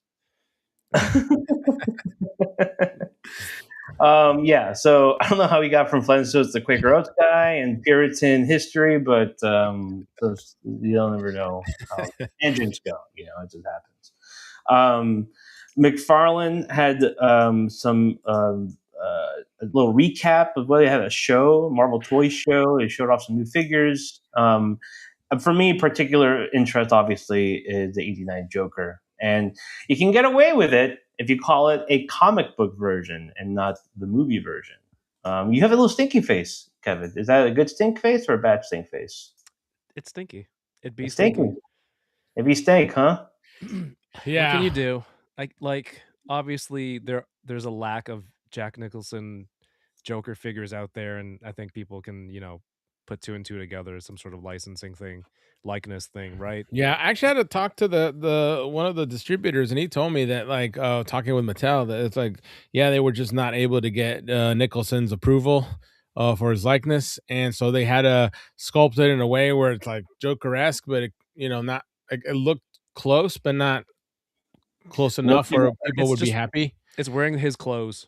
Yeah. So it's disappointing. I wish, there was some leeway there to make him look a little closer to the actual character from the movie, but it is what it is. Yeah. I mean, look, like you said, the clothes match perfectly. That's all great. Yeah. Then you get to the face, and you're like, oh, okay, that's like the the version you see in Los Angeles, by the Chinese theater. Just one of the extras standing outside for pictures.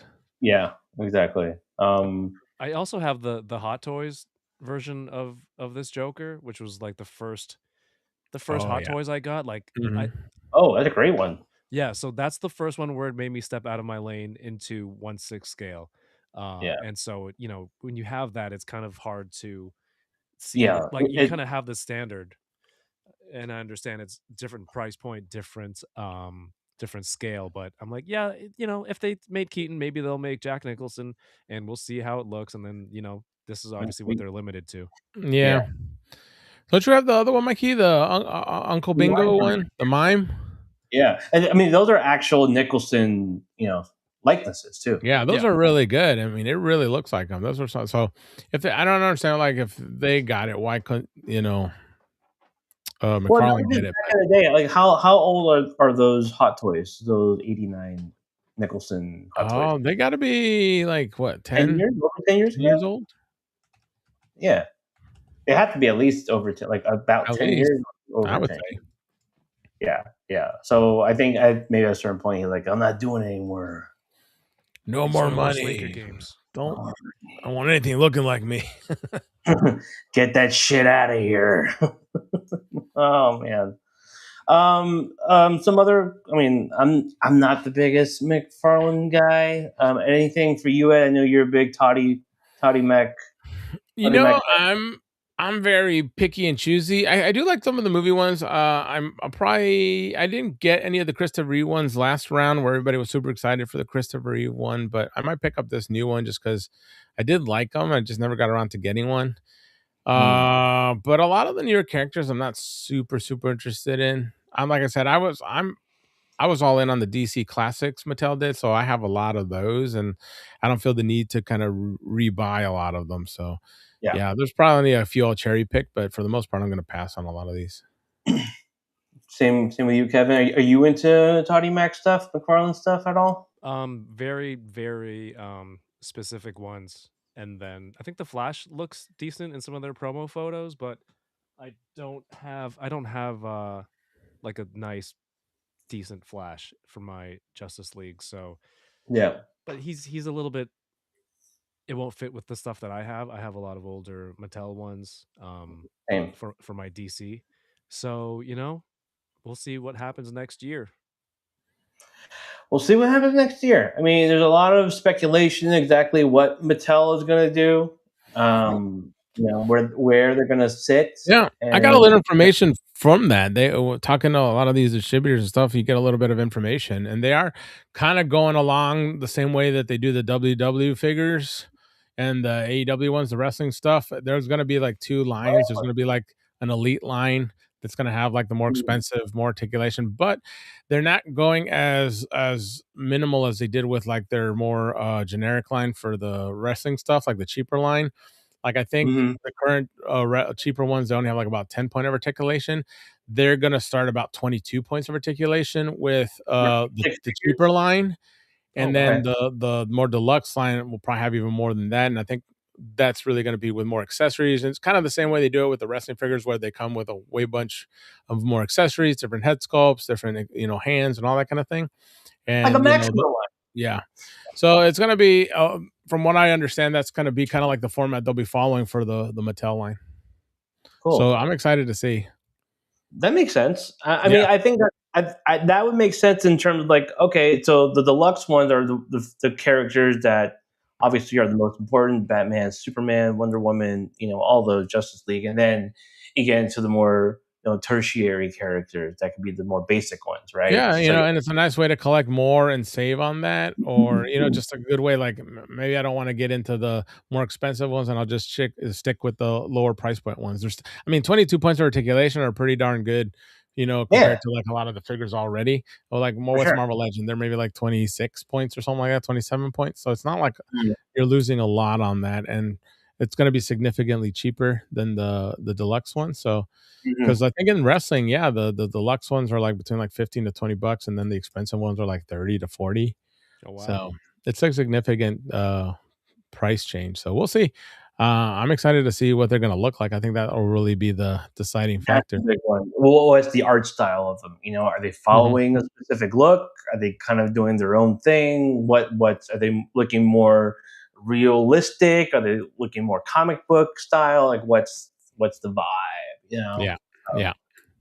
And we've talked about this quite a bit in terms of, you know, prognosticating where they're going to go and what we would like to see. What would you like to see? And, you know, this is all speculation. Obviously, we don't know anything, but what would you like to see out of a Mattel line? Like, what would you want them to look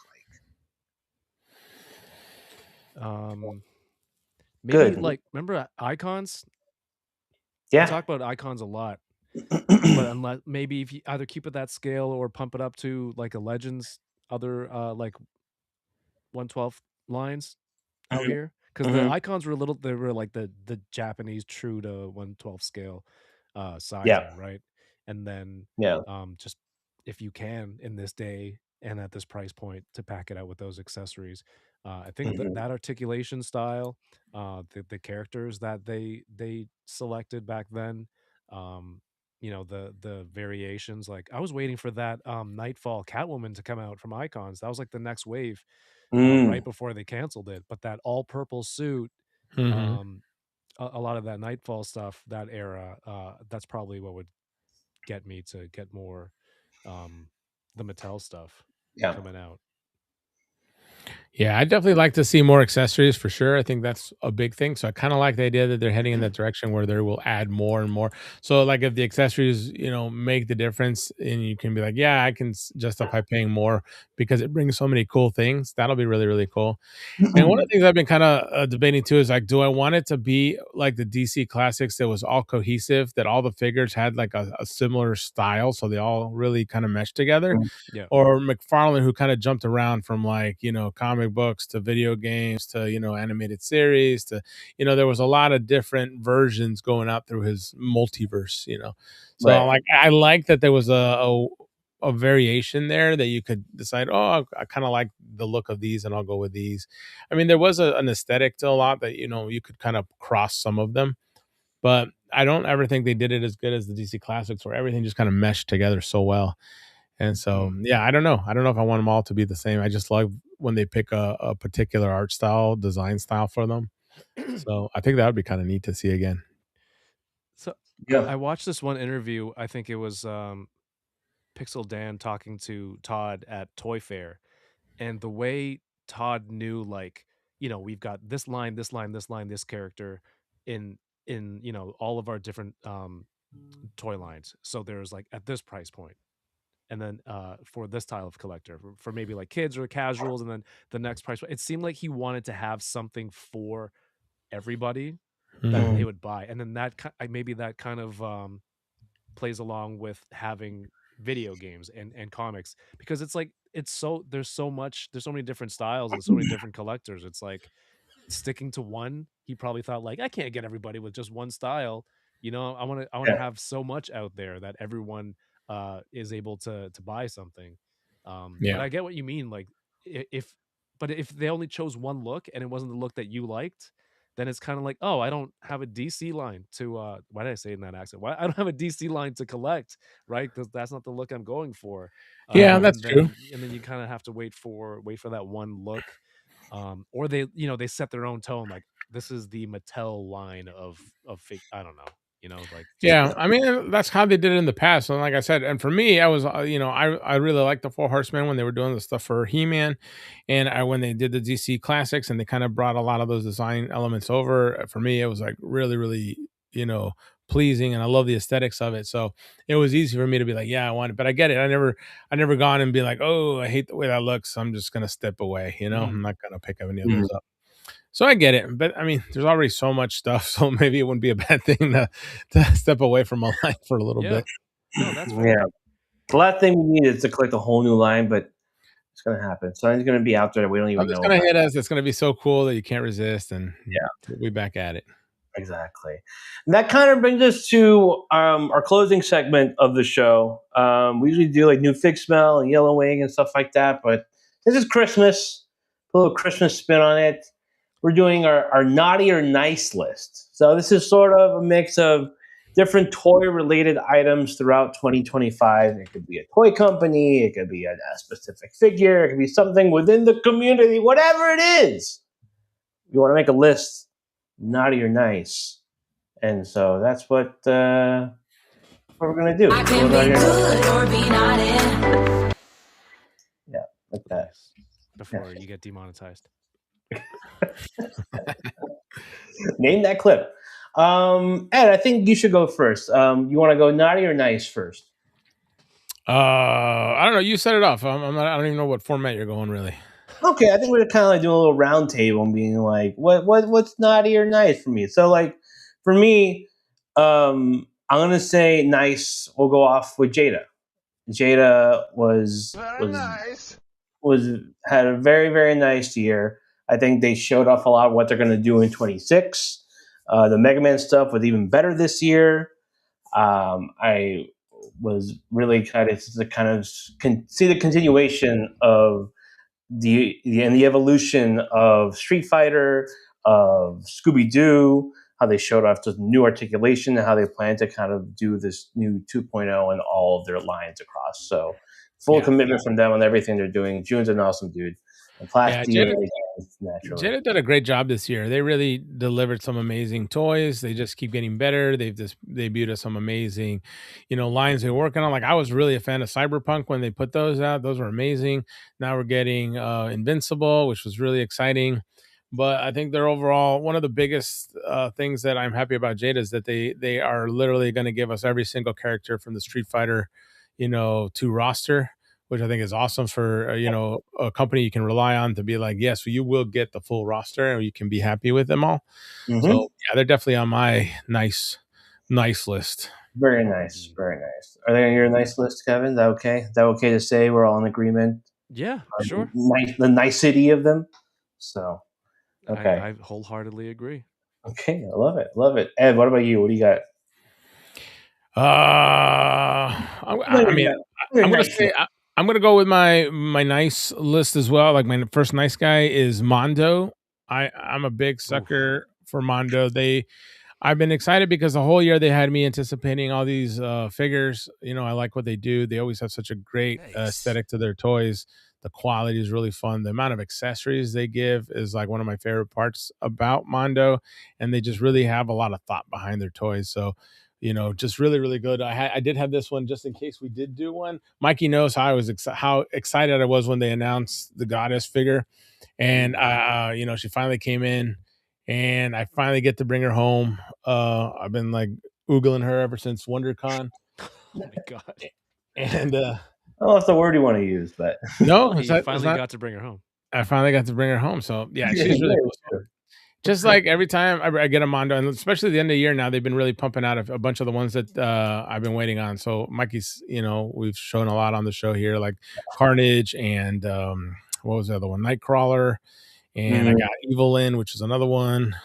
And now they're Your branching into baddies. 112. You Yeah, know, the Ghostbuster stuff is really exactly. And then I was cool. going to The move on Motu to this year.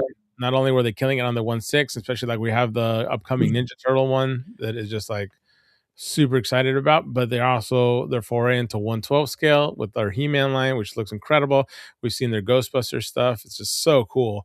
So yeah, man, I can't wait to see what 2026 brings with Mondo, because they have just been giving me some amazing stuff, and I can't wait to keep going on that train. Yeah, yeah, yeah.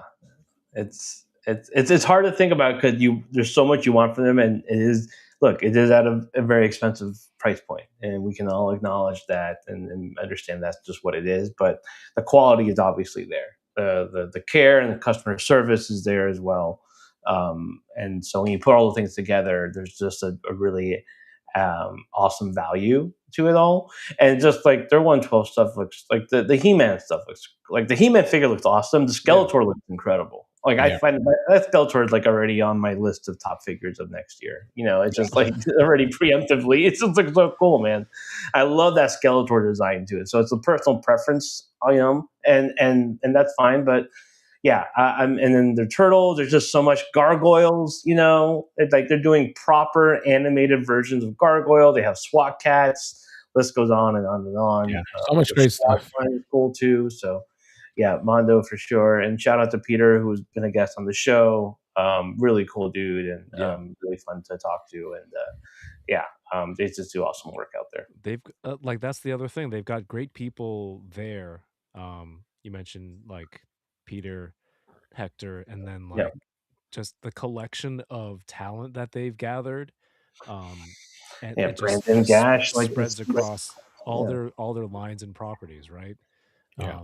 That is Mhm. just as toy collectors, like articulated 112 scale collectors, now we're like, oh, what's this company over here that's making, you know, large, nice looking, you know, displayable pieces that move of properties that we love. Like that's how I've been with Mondo since I started paying more attention, because they have my holy trinity: Batman, Spider-Man, and X-Men animated, right? And then Mhm. now they're like, hey, we created this new turtle Mondo verse based on, Mhm. you know, the movies, and we continue from there. And like excuse me, being absolutely, you know, just like super creative, detailed on that Donnie they showed. Um, and then and then they do like the vinyl stuff, the Sophobie, Yeah. which kind of I started really kind of paying attention to as a result of like looking over there. So like yeah, they're definitely nice with it, if that's how we're playing this segment. That's how we're playing this game. Okay, Yeah. this is this is how we're framing it all. Yeah, yeah, Okay, yeah. don't go outside of the framing because I'll be so pissed. So, um, all right. Anything that you want to add to it on the nice list, Kevin? Something that really stuck out to you this year? I mean, if the nice list is like companies just doing cool stuff, like we talked about on the charity stream yesterday, I think InArt coming out of the gate with some killer looking figures, and then when they came out, like they're as good as they look. in person as they do in promo photos. Yeah. That's Nice. that's spectacular Batman stuff. The Black Myth Wukong video game figures. I don't know if that's for everybody, but I have one of them that just came in this week, and it's stellar. So to see what they're coming out with, and that new Arkham Batman is so, Yeah. it's everyone's looking at it. The reviewers have samples in hand, and it looks good. I don't think there's any like lying behind what's out there, Yeah. other than the size being big, and then that's not going to stand next to your movie Batman, which it probably wouldn't anyway, because one's real life Batman and one's one's comic book. But yeah, I'm excited for that. They're doing crazy stuff.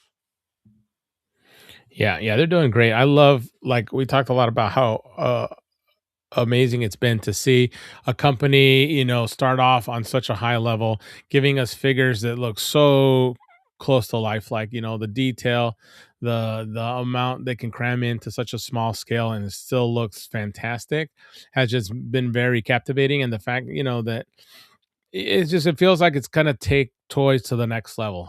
People are gonna be wondering, how do they get such amazing detail in these figures? Why do they look so incredibly good? And Yeah. hopefully it'll spread to other companies, and they'll be able to, generate some amazing looking figures. And I mean, I just feel like in the next few years we're gonna see some really, really neat stuff coming out. I agree with you guys. Yeah. Yeah, I was gonna say, like, in terms of nice stuff, which is these new companies, import companies, like NR doing 112, Joy Toy, Gong, UPF. I mean, look at this freaking thing, man. This thing is just so damn good. Let me bring this up here. That Bale Batman's insane. Just the detail, like, just insane to have The such a glossy small figure eyes, having the details. paint detail at the scale, right? Yeah. You expect it on a 1/6 scale, because it's a bigger canvas to work with. So when it's this small, man, and they're able to do that, like, take Take my me money. to church. Take my It's money. impressive. Yeah, it really is. So I think all those companies, Sexy Ice, there's so much out there now that wasn't there before, and this year just was an influx of really cool companies doing, either like standard IP stuff that's out there or doing their own thing, and just insane. That's the level of quality. Yeah. Of those You got to figures. step your game up, man. Yeah. That's competition. Someone's doing Yeah. it really nice out there. You got to figure out. I only have X amount of dollars, right? I can't Exactly buy right. all of them. So where am I going to spend it? I got to buy the best one that I can. Exactly right. Tough market, man. Stuff. It's like Yeah. there's a lot out there, and yeah, it's like I think consumers now, us consumers, are a little bit more wise into how we want to spend and spending habits, and Yeah. what's the value there, So Yeah, it's nice to see them raise the bar and kind of push people to do better, because you say they know that people have a budget and that they're going to spend it, like you said, on the best, quality stuff out there, and that'll push everybody to kind of raise the level of what they're doing. So yeah, I'm excited for the future. Ed, what's on your naughty list, man? Who's been naughty this year? Who's not getting a stack of shit from Santa? There's been some naughty stuff going around there. A company that I've had a lot of respect for, and they still do great stuff and everything. But I think NECA had a bad year this year. I think they dropped the ball on a lot of things. They've gotten themselves into some hot water with their shipping issues, and then their harassment of customers. So yeah. So usually I'm keen to see cool things come from NECA. This year, I think they stumbled a lot, and they were a little shady there with those the shipments and the threats to customers Yeah, that was to wild. return to Wild return it stuff. or be excommunicated. Like, what are you doing, dude? Yeah. So I would probably put them on the naughty list this year. They deserved it. Naughty. I agree, man. Yeah. When you gave me this concept, I'm like, what naughty? I don't like what are the parameters here? I can only think of, and that was it. It was NECA. It's like, yeah, sorry I double shipped this thing, and that was cool. Here's a tracking a shipping label to send it back and a coupon code. right, for your next purchase. That should buy you back your customer. Like if they want to be your customer again, they're going to buy stuff, like that would be great. And I was Yeah. cool with like, if that happened to me, I think I would be cool with that if I hadn't sold the extra unit already. But then to go from that and be like, if you don't send it back, you're never going to be able to buy from us again. And it's like, You send it back, we're gonna send a mobster to break your kneecap. yeah, right.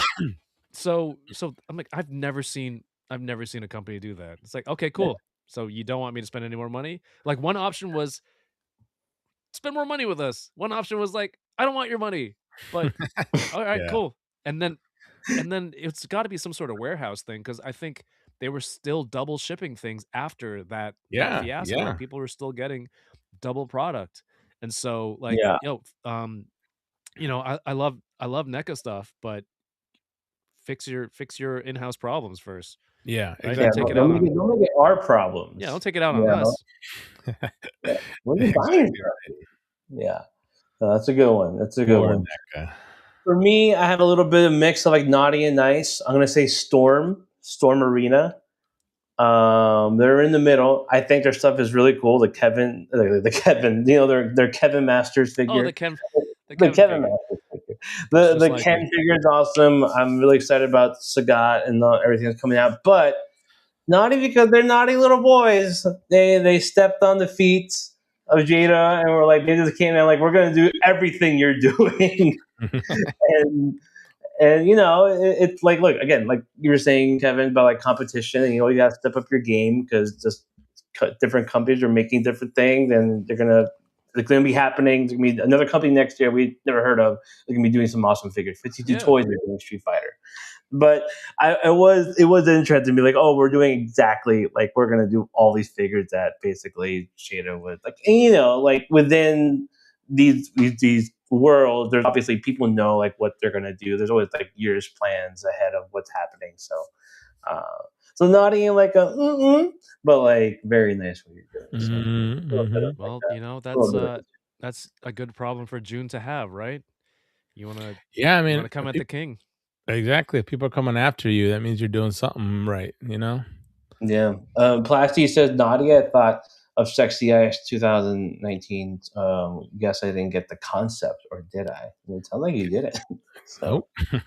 Totally missed it. I don't think it's actually naughty, just the name Plasty. Yeah.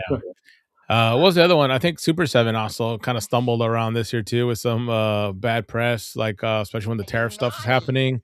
And they put a lot of the stuff that they've already had on sale and up the tariff price on them. And everybody's complaining. I was like, but if they were you already had this stuff before and you're not getting it imported in from another country, why are we paying tariffs on it? A lot of people didn't like that, which I thought, that was another little bit of a shady practice. We actually had some people boycotting Super 7 stuff. So really boycotting? Yeah, some people were complaining about it. Like, I don't like that. I'm not picking anything up. And it usually goes around that kind of thing. It's mostly on the business end. Yeah. Some bad choices. Because toy wise they do some great stuff, and I've liked a lot of the things. Same thing with like NECA, they do amazing figures, but sometimes you just gotta tread carefully, on how you treat your customers and how you're trying to get that revenue. Where is it a place where it makes sense, or are you really just trying to get as much as you can, no matter how you get it, which sometimes doesn't sit well. So that's the other one I could think of. What was the SDCC Mezco Nightwing? Was it? It was like 125 online, but they charged 140 something at the con. Yes, and factored in the ship. By the way, $25 for shipping a 112 scale action figure within the United States seems utterly egregious to me. That's $25. That's insane. Yeah, there's no why way. Would you ever order anything from the Mezco site? Other than an exclusive, why would you do that? Why would you do that? There's you no don't know point. When it's coming out. You gotta pay that egregious shipping. Yep. And they couldn't have figured out a better shipping option over all these years. They're like, oh, we put flat rate 25 10 years ago, and that's our website. It's going to be like that from now on. And the customer service is all there's non-existent. It's like, I've been waiting on a replacement Batman for 3 years now. You're preaching to the choir, my friend. But yeah, so to do that, the convention one where they upcharged or they bumped up the price to like factor in shipping. What? Because they had to bring it there. Like everyone has to bring their shit there, dude. Yeah, everyone understood. Who else is doing that? Yeah, very sketchy. Very naughty boy. Very naughty. There you go, Josh Brown. I ship stuff across the U.S. for $6 all the time. There's got to be a better option. Yeah. It's not right. Not right. And on that list, tariffs. Like, obviously a very naughty thing this year. That really caused such a cluster fuck, if you will. So, and then how different companies, like you were saying, Mezco incorporating the pricing of tariffs into something as random as an actual exclusive you can pick up at the convention, and you're already factoring the price into that, which is very absurd. So there's Grumps saying it right there. Grumps loves Mezco. That's the thing. I know. That's from a Mezco fan. He's like, keeping it real. I can't stop buying it. You can't stop buying that shit. Nice for me, Legion's Con. Oh yeah. It's one of the best experiences you can have, whatever side of the toy community you're on. People get together. We have a good time with all the Four Horsemen stuff and people selling their merch and customizers galore, and people promoting their Kickstarters from high school and Unparalleled, and Big Bad was out there, which is cool. So yeah, it was that was obviously like a very awesome time from 2025. So that's definitely my nice list. Like I said, fuck Super 7, fuck Mezco. Damn, Plasty. He's going Tupac hit him up. Yeah, he's just going scorched earth right now. He's like, fuck Bad Boy as a record label, as a staff, and as a motherfucking crew. Why are you going Rouge though? Yeah, Chamba, dude, like it's really is. It's fun because it's like summer camp or something. It's not the craziness of a Comic-Con where you're just going to all over the place, running around trying to get stuff, or even trying to get together with other people. You're all in this centered location, and you can get a room there, and so it makes it extra convenient. And it's a cool experience. Like, I had a good time. It's super cool hanging out with Nico and Wade and Josh Brown and so many other people. And my cousin went the year before where they showed Beathir, and that was amazing. So a lot of really cool moments from Legion's Con. Yeah.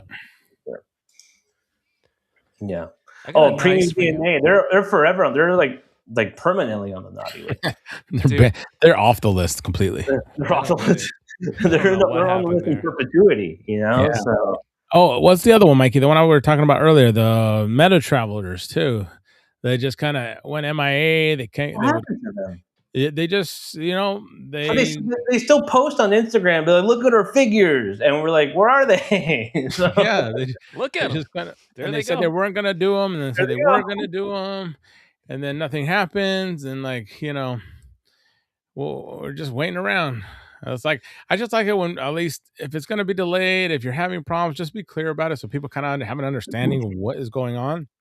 Especially when you ask people, to put their money in there to help fund it, to raise, the capital to get them produced, and then just like ghost everybody and not let them know what's going on.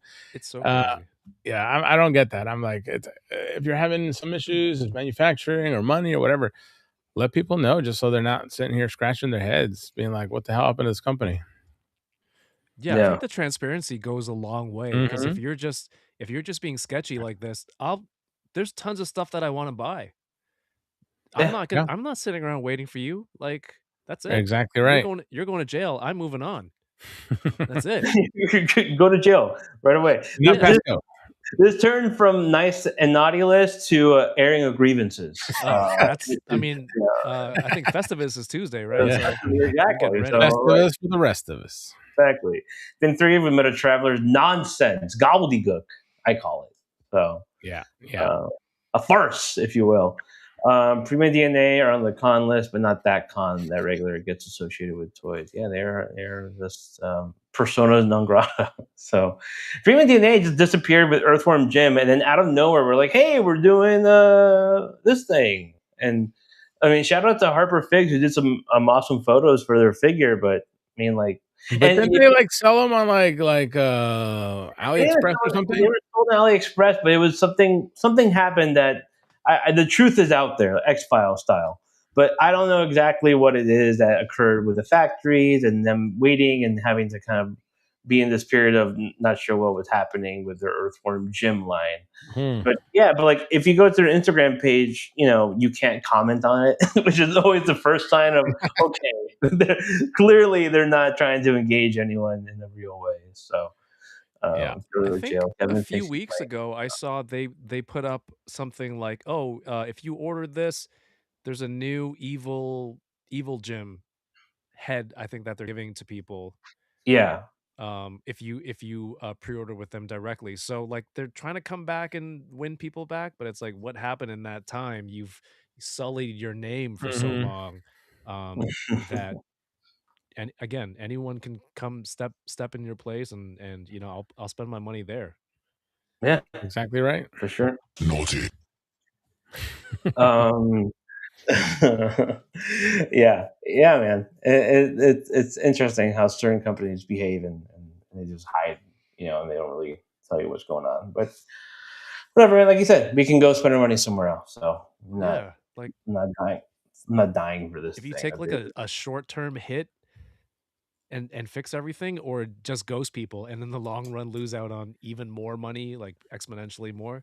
Yeah. Yeah. It just seems like a really dumb choice to take. Mhm.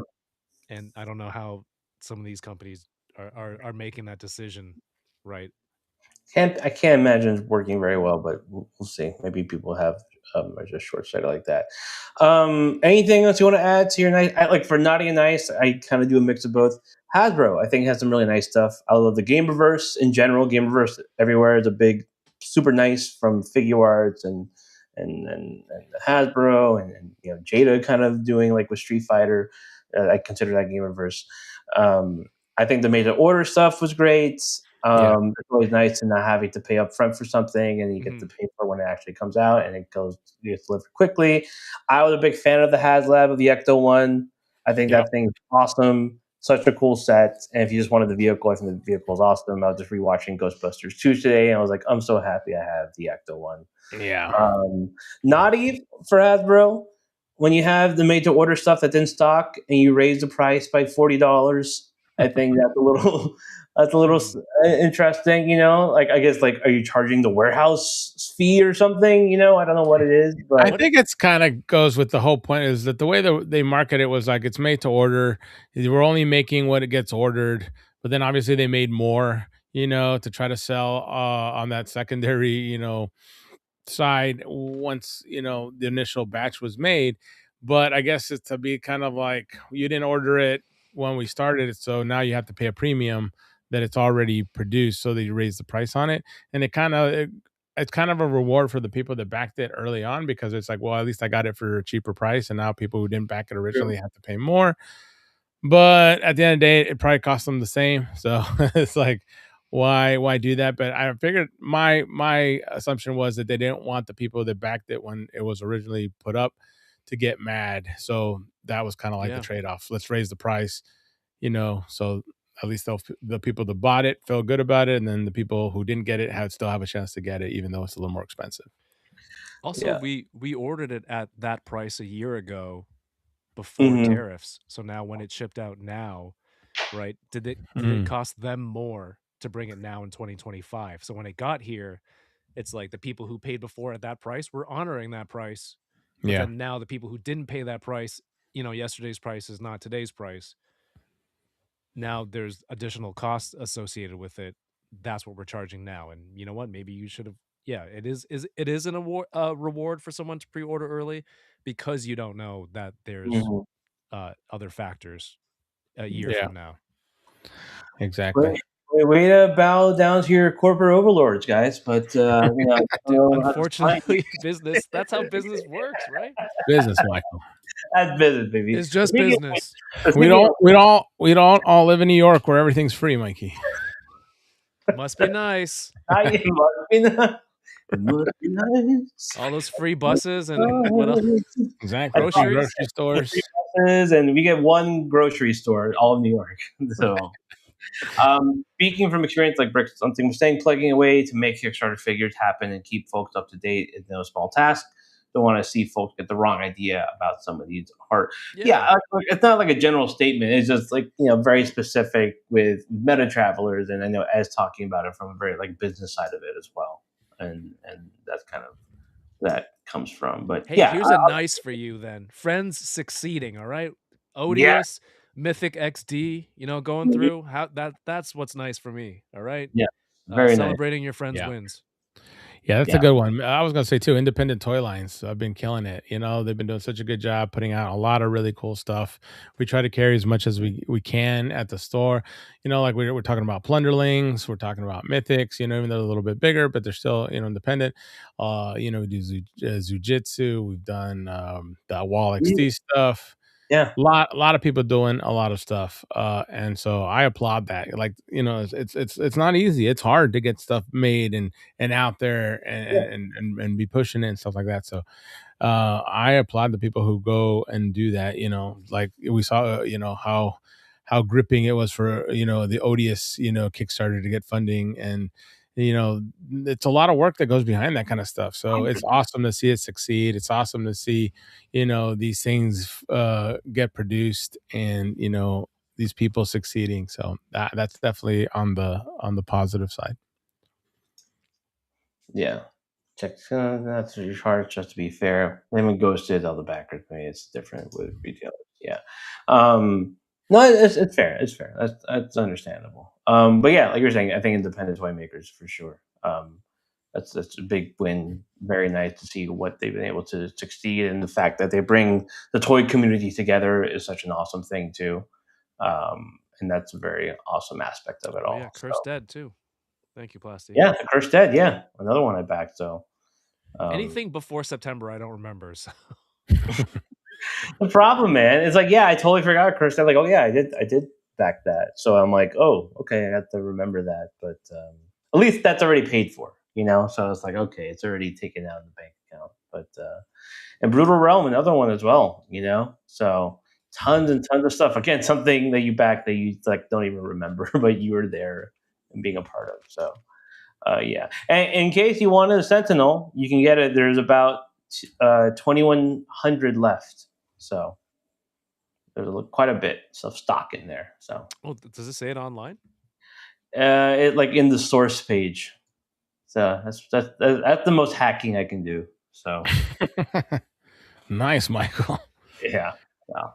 There you go. It's a little inside information. Other people's successes will never dampen your own. Celebrate other successes. That's true, man. Don't be a sourpuss. I backed Hella. Can't wait to get Cursed Dead, AWOC for sure. AWOC, Brutal Realm, Galactic Valor, Meta Traveler.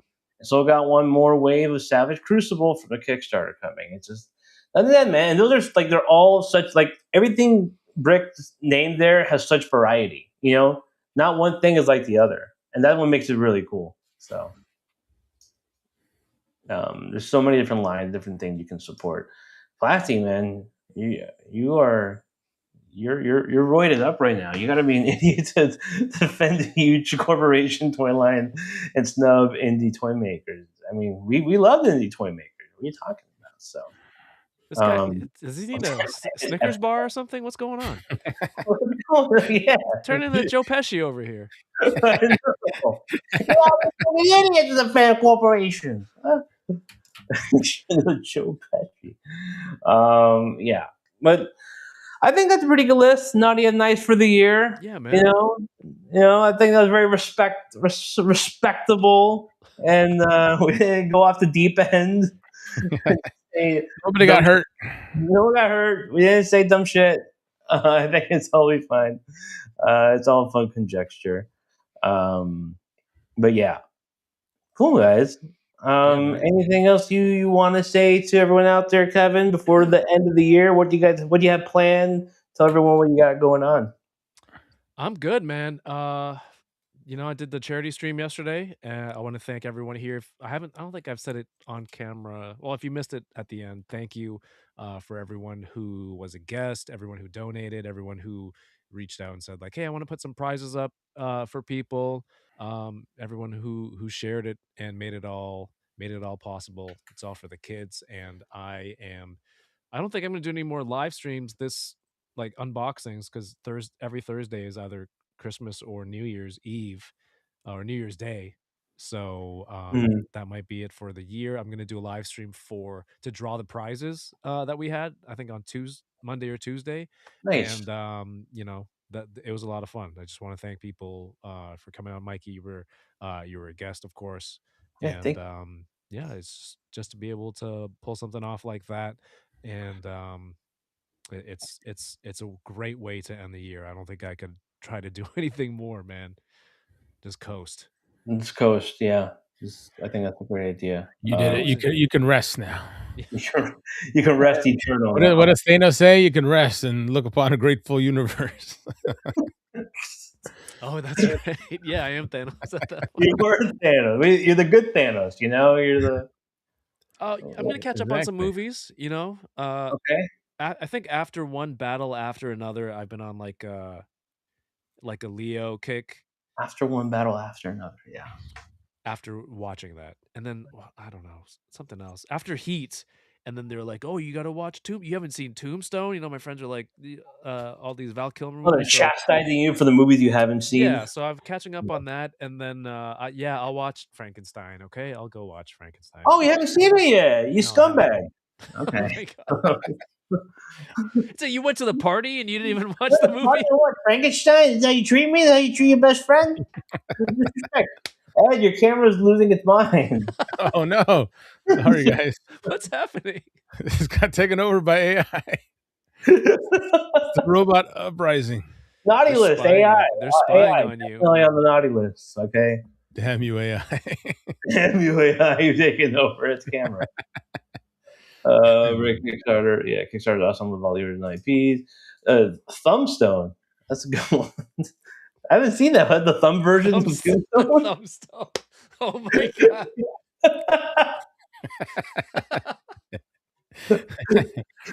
Plastic. Oh, Look yourself, Plastic.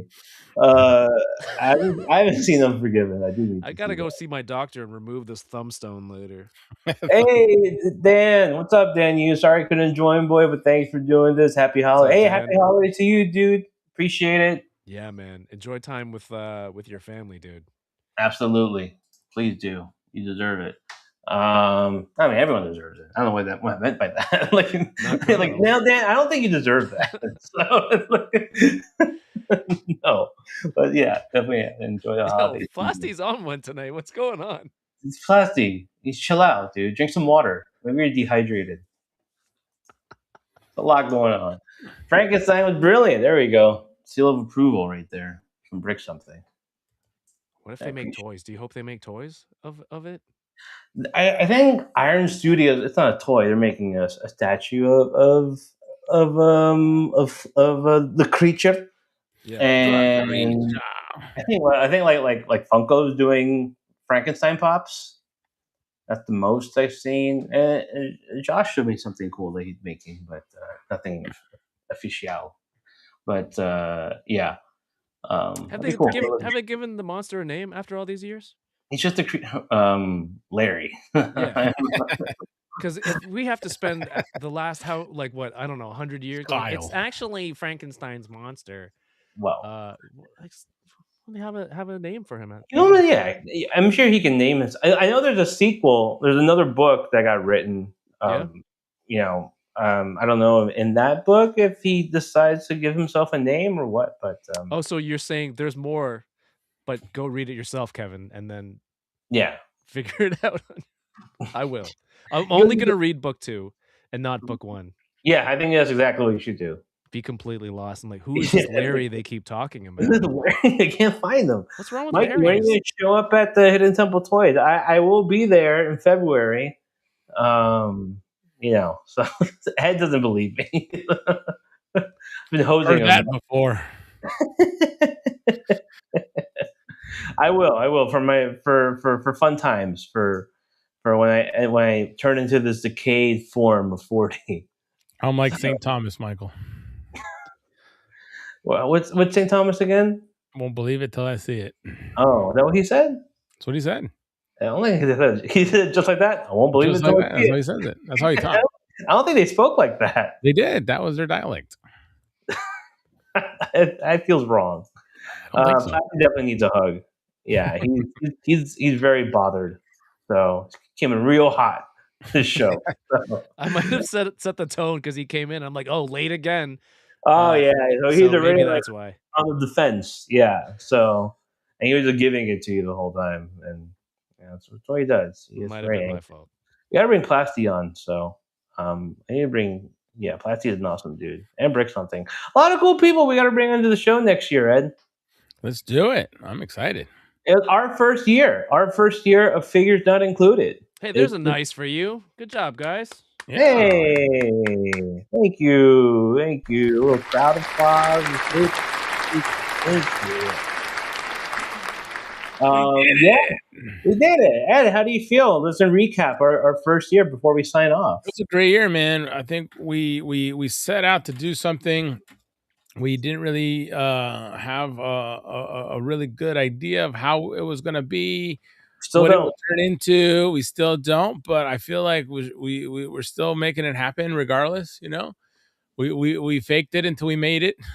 And we're still on that path, so we're really happy. I mean, I think we succeeded a lot. You know, I think we hit a lot of milestones that I didn't know we could hit in our first year. So that's been fantastic, and I've just had so much fun doing it. I always thought this was a great idea, that we would have a lot of enjoyment from doing something like this. So to be in as much as we have, to be closing out a year, and looking forward to a whole other year of so much more cool stuff to do on here.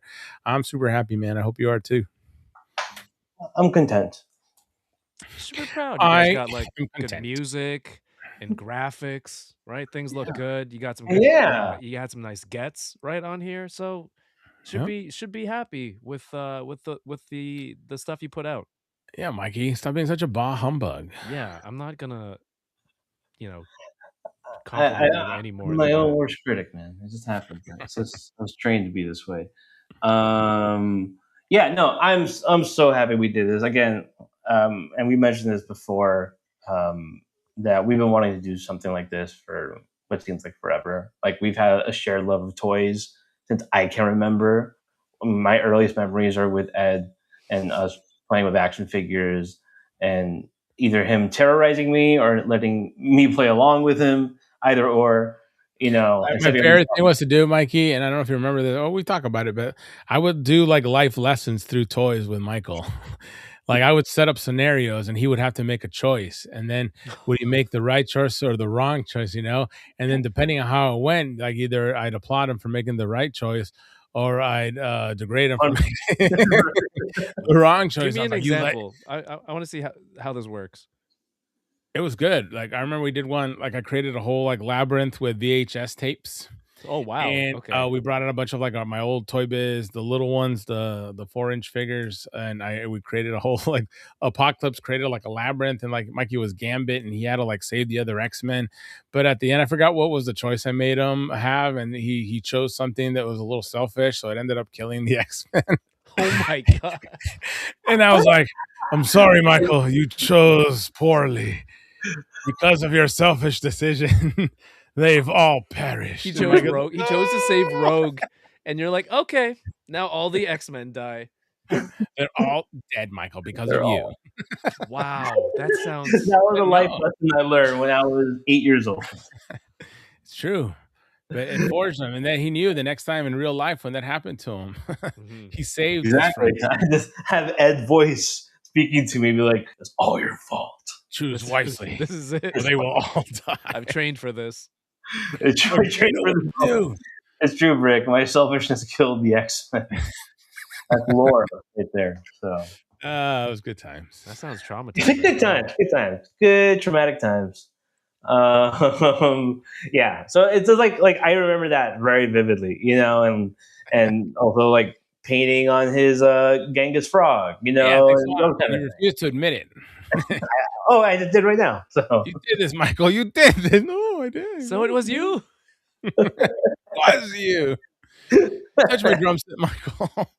That's cool. That's awesome, man. When you have someone like this in your life that you have that connection, and then like the shared passion, right? Like that would be the best person to do something like this with. Yeah. And it's just going to carry. And if it doesn't work, you guys put this time together. You have this time together, right? Yeah. And that's It's just, been really fun. it's and just we've been very you're happy. able to share that with people. yeah, man, it's been cool. And like the fact we also got to go to WonderCon, and we did Toy Fair as well, so we got to do the experiences, Legions Con the year prior. So, and then Yeah. just let's do the podcast, man. It'd be fun. Yeah, And it's then, gonna give us cool excuses to continue to hang out, to do cool things, to make an effort, to get together and do something fun with it. And so I think that's probably one of the best benefits of doing something like this. yeah, and like to be able to talk to like someone like you, I mean, not Exactly someone, right. to be able to talk to you, Yeah, and talk that to meet all others. the other great toy people out there as well. All the other, awesome, YouTubers and content creators and, people in the industry that produce toys, all that great stuff. So it's a amazing and fantastic, community, and it's awesome to be a part of it, and to be able to do it with Mikey has just been, a real treat. Yeah, and I'm serious when I say that. Like I mean, Ed, you were saying that our friend Brian, old Thigpen, was saying like, "Hey, who you guys should get on?" And he said you, and then we're like, "Oh, actually, he's our next guest." So Yeah. that kind of cool thing. Yeah, he to was be like, like, yeah, there's we're this all guy. I friends. don't know if you heard of him. His name's Toying Around. His name's Oh, Kevin. me. Yeah, you. And I was like, yeah, you. And I was like, actually, You, Paul. Mikey's got him on the list. I think he's going to be on next week. And he was like, oh my gosh, that's Oh, amazing. no way. That's Yeah. cool. I didn't mean to do the Rush Hour Thief thing. Like you, me. But no, I didn't know that. That's cool. Thank you. Yeah, awesome. Thank No. you. Hey, thank you, old friend, old chap, for being on the show. But I think how about that? We've been doing this thing for a long time. You must be streamed out of your mind because you've been Yeah. I don't know where you are. I'm on like Christmas break, so I'm good. Like, I don't. Nice. My kids are old enough where I can just leave food in the morning and they'll find it, and I don't have to get up early. There you go. And make You sure. sprinkle it like around the house or something, or Yeah, or what? hide it in different spots, right? So it's really They got to sniff it out. Right. How hungry are you? There's an Eggo under the blanket. How bad do you want it? How bad you want it, right? Yeah, exactly. Daddy's on Oh, vacation. Pop-Tart. Dude, Is that how you do it? Like, what do you do for Christmas break, Ed? Like, how do you treat your kids? Like, what's the plan there? No, we lock them in the room. We turn the locks around so they can't open it from the inside. oh my god. Okay. And you serve them trays of food under the door? Yeah, we just slide the food underneath there. Okay. It's just That's about paper it. thin slices of deli meats. Nothing else fits. But they got a Old switch, deli meat. inside, so they're okay. It's whatever my wife and I don't want to eat. And we're like, man, give it to the kids. Throw it under the thing. And that, my friends, is the true meaning of Christmas. Exactly. Let me out of here. No, but I'm sure you guys are gonna have an awesome Christmas with your families and New Year's, and I'm excited. It's going to be really fun. yeah, especially at the store. I mean, you guys got all sorts of fun stuff at the store for Christmas. Yeah. We had a good time. Like I said, we just had our Christmas party this afternoon, evening. That was a lot of fun. Kids were there too. They had a really good time. And yeah, it's just nice. The holidays have always been good with the store. It's like a whole other thing. There's so much going on, but it's still a really good time. And we got a lot of great people working there. So it's just Very awesome. cool. Sweet, Very man. cool. Nice. Yeah, if you ever make your way to North Carolina, you know where to go, Kevin. Yeah, So. come All see right. us right on the 95. I'll remember all of those details, definitely. Exactly. Write that down. He's like, I'm writing it down right now. Yep, got it. Yeah, cool. Oh, well, thank you guys. Appreciate you all again. Everyone that subscribed to the channel, thank you so much. You validate us, so you make it seem like you're watching, and that really means a lot, honestly. And so we're happy to hit it hard next year. We'll be off next weekend. We'll be back the first weekend of January, and we'll be excited to talk to you then. So, For sure. Kevin, again, thank you so much, dude, for closing us out. We Hell yeah. appreciate you, man. Thank you, Kevin. Thank you. Thanks for having me Yeah. on, guys. No, we'll Our definitely have you on pleasure. again soon. And Ed, Merry Christmas to you. Merry Christmas to you, Mikey. Are you getting any toys under your Christmas tree this year? I hope so. You think I will? Nope. Well, why not? Because figures are not included, Michael. Naughty. Oh, I'm not it, huh? Damn it. Good night, everybody. Adios, muchachos.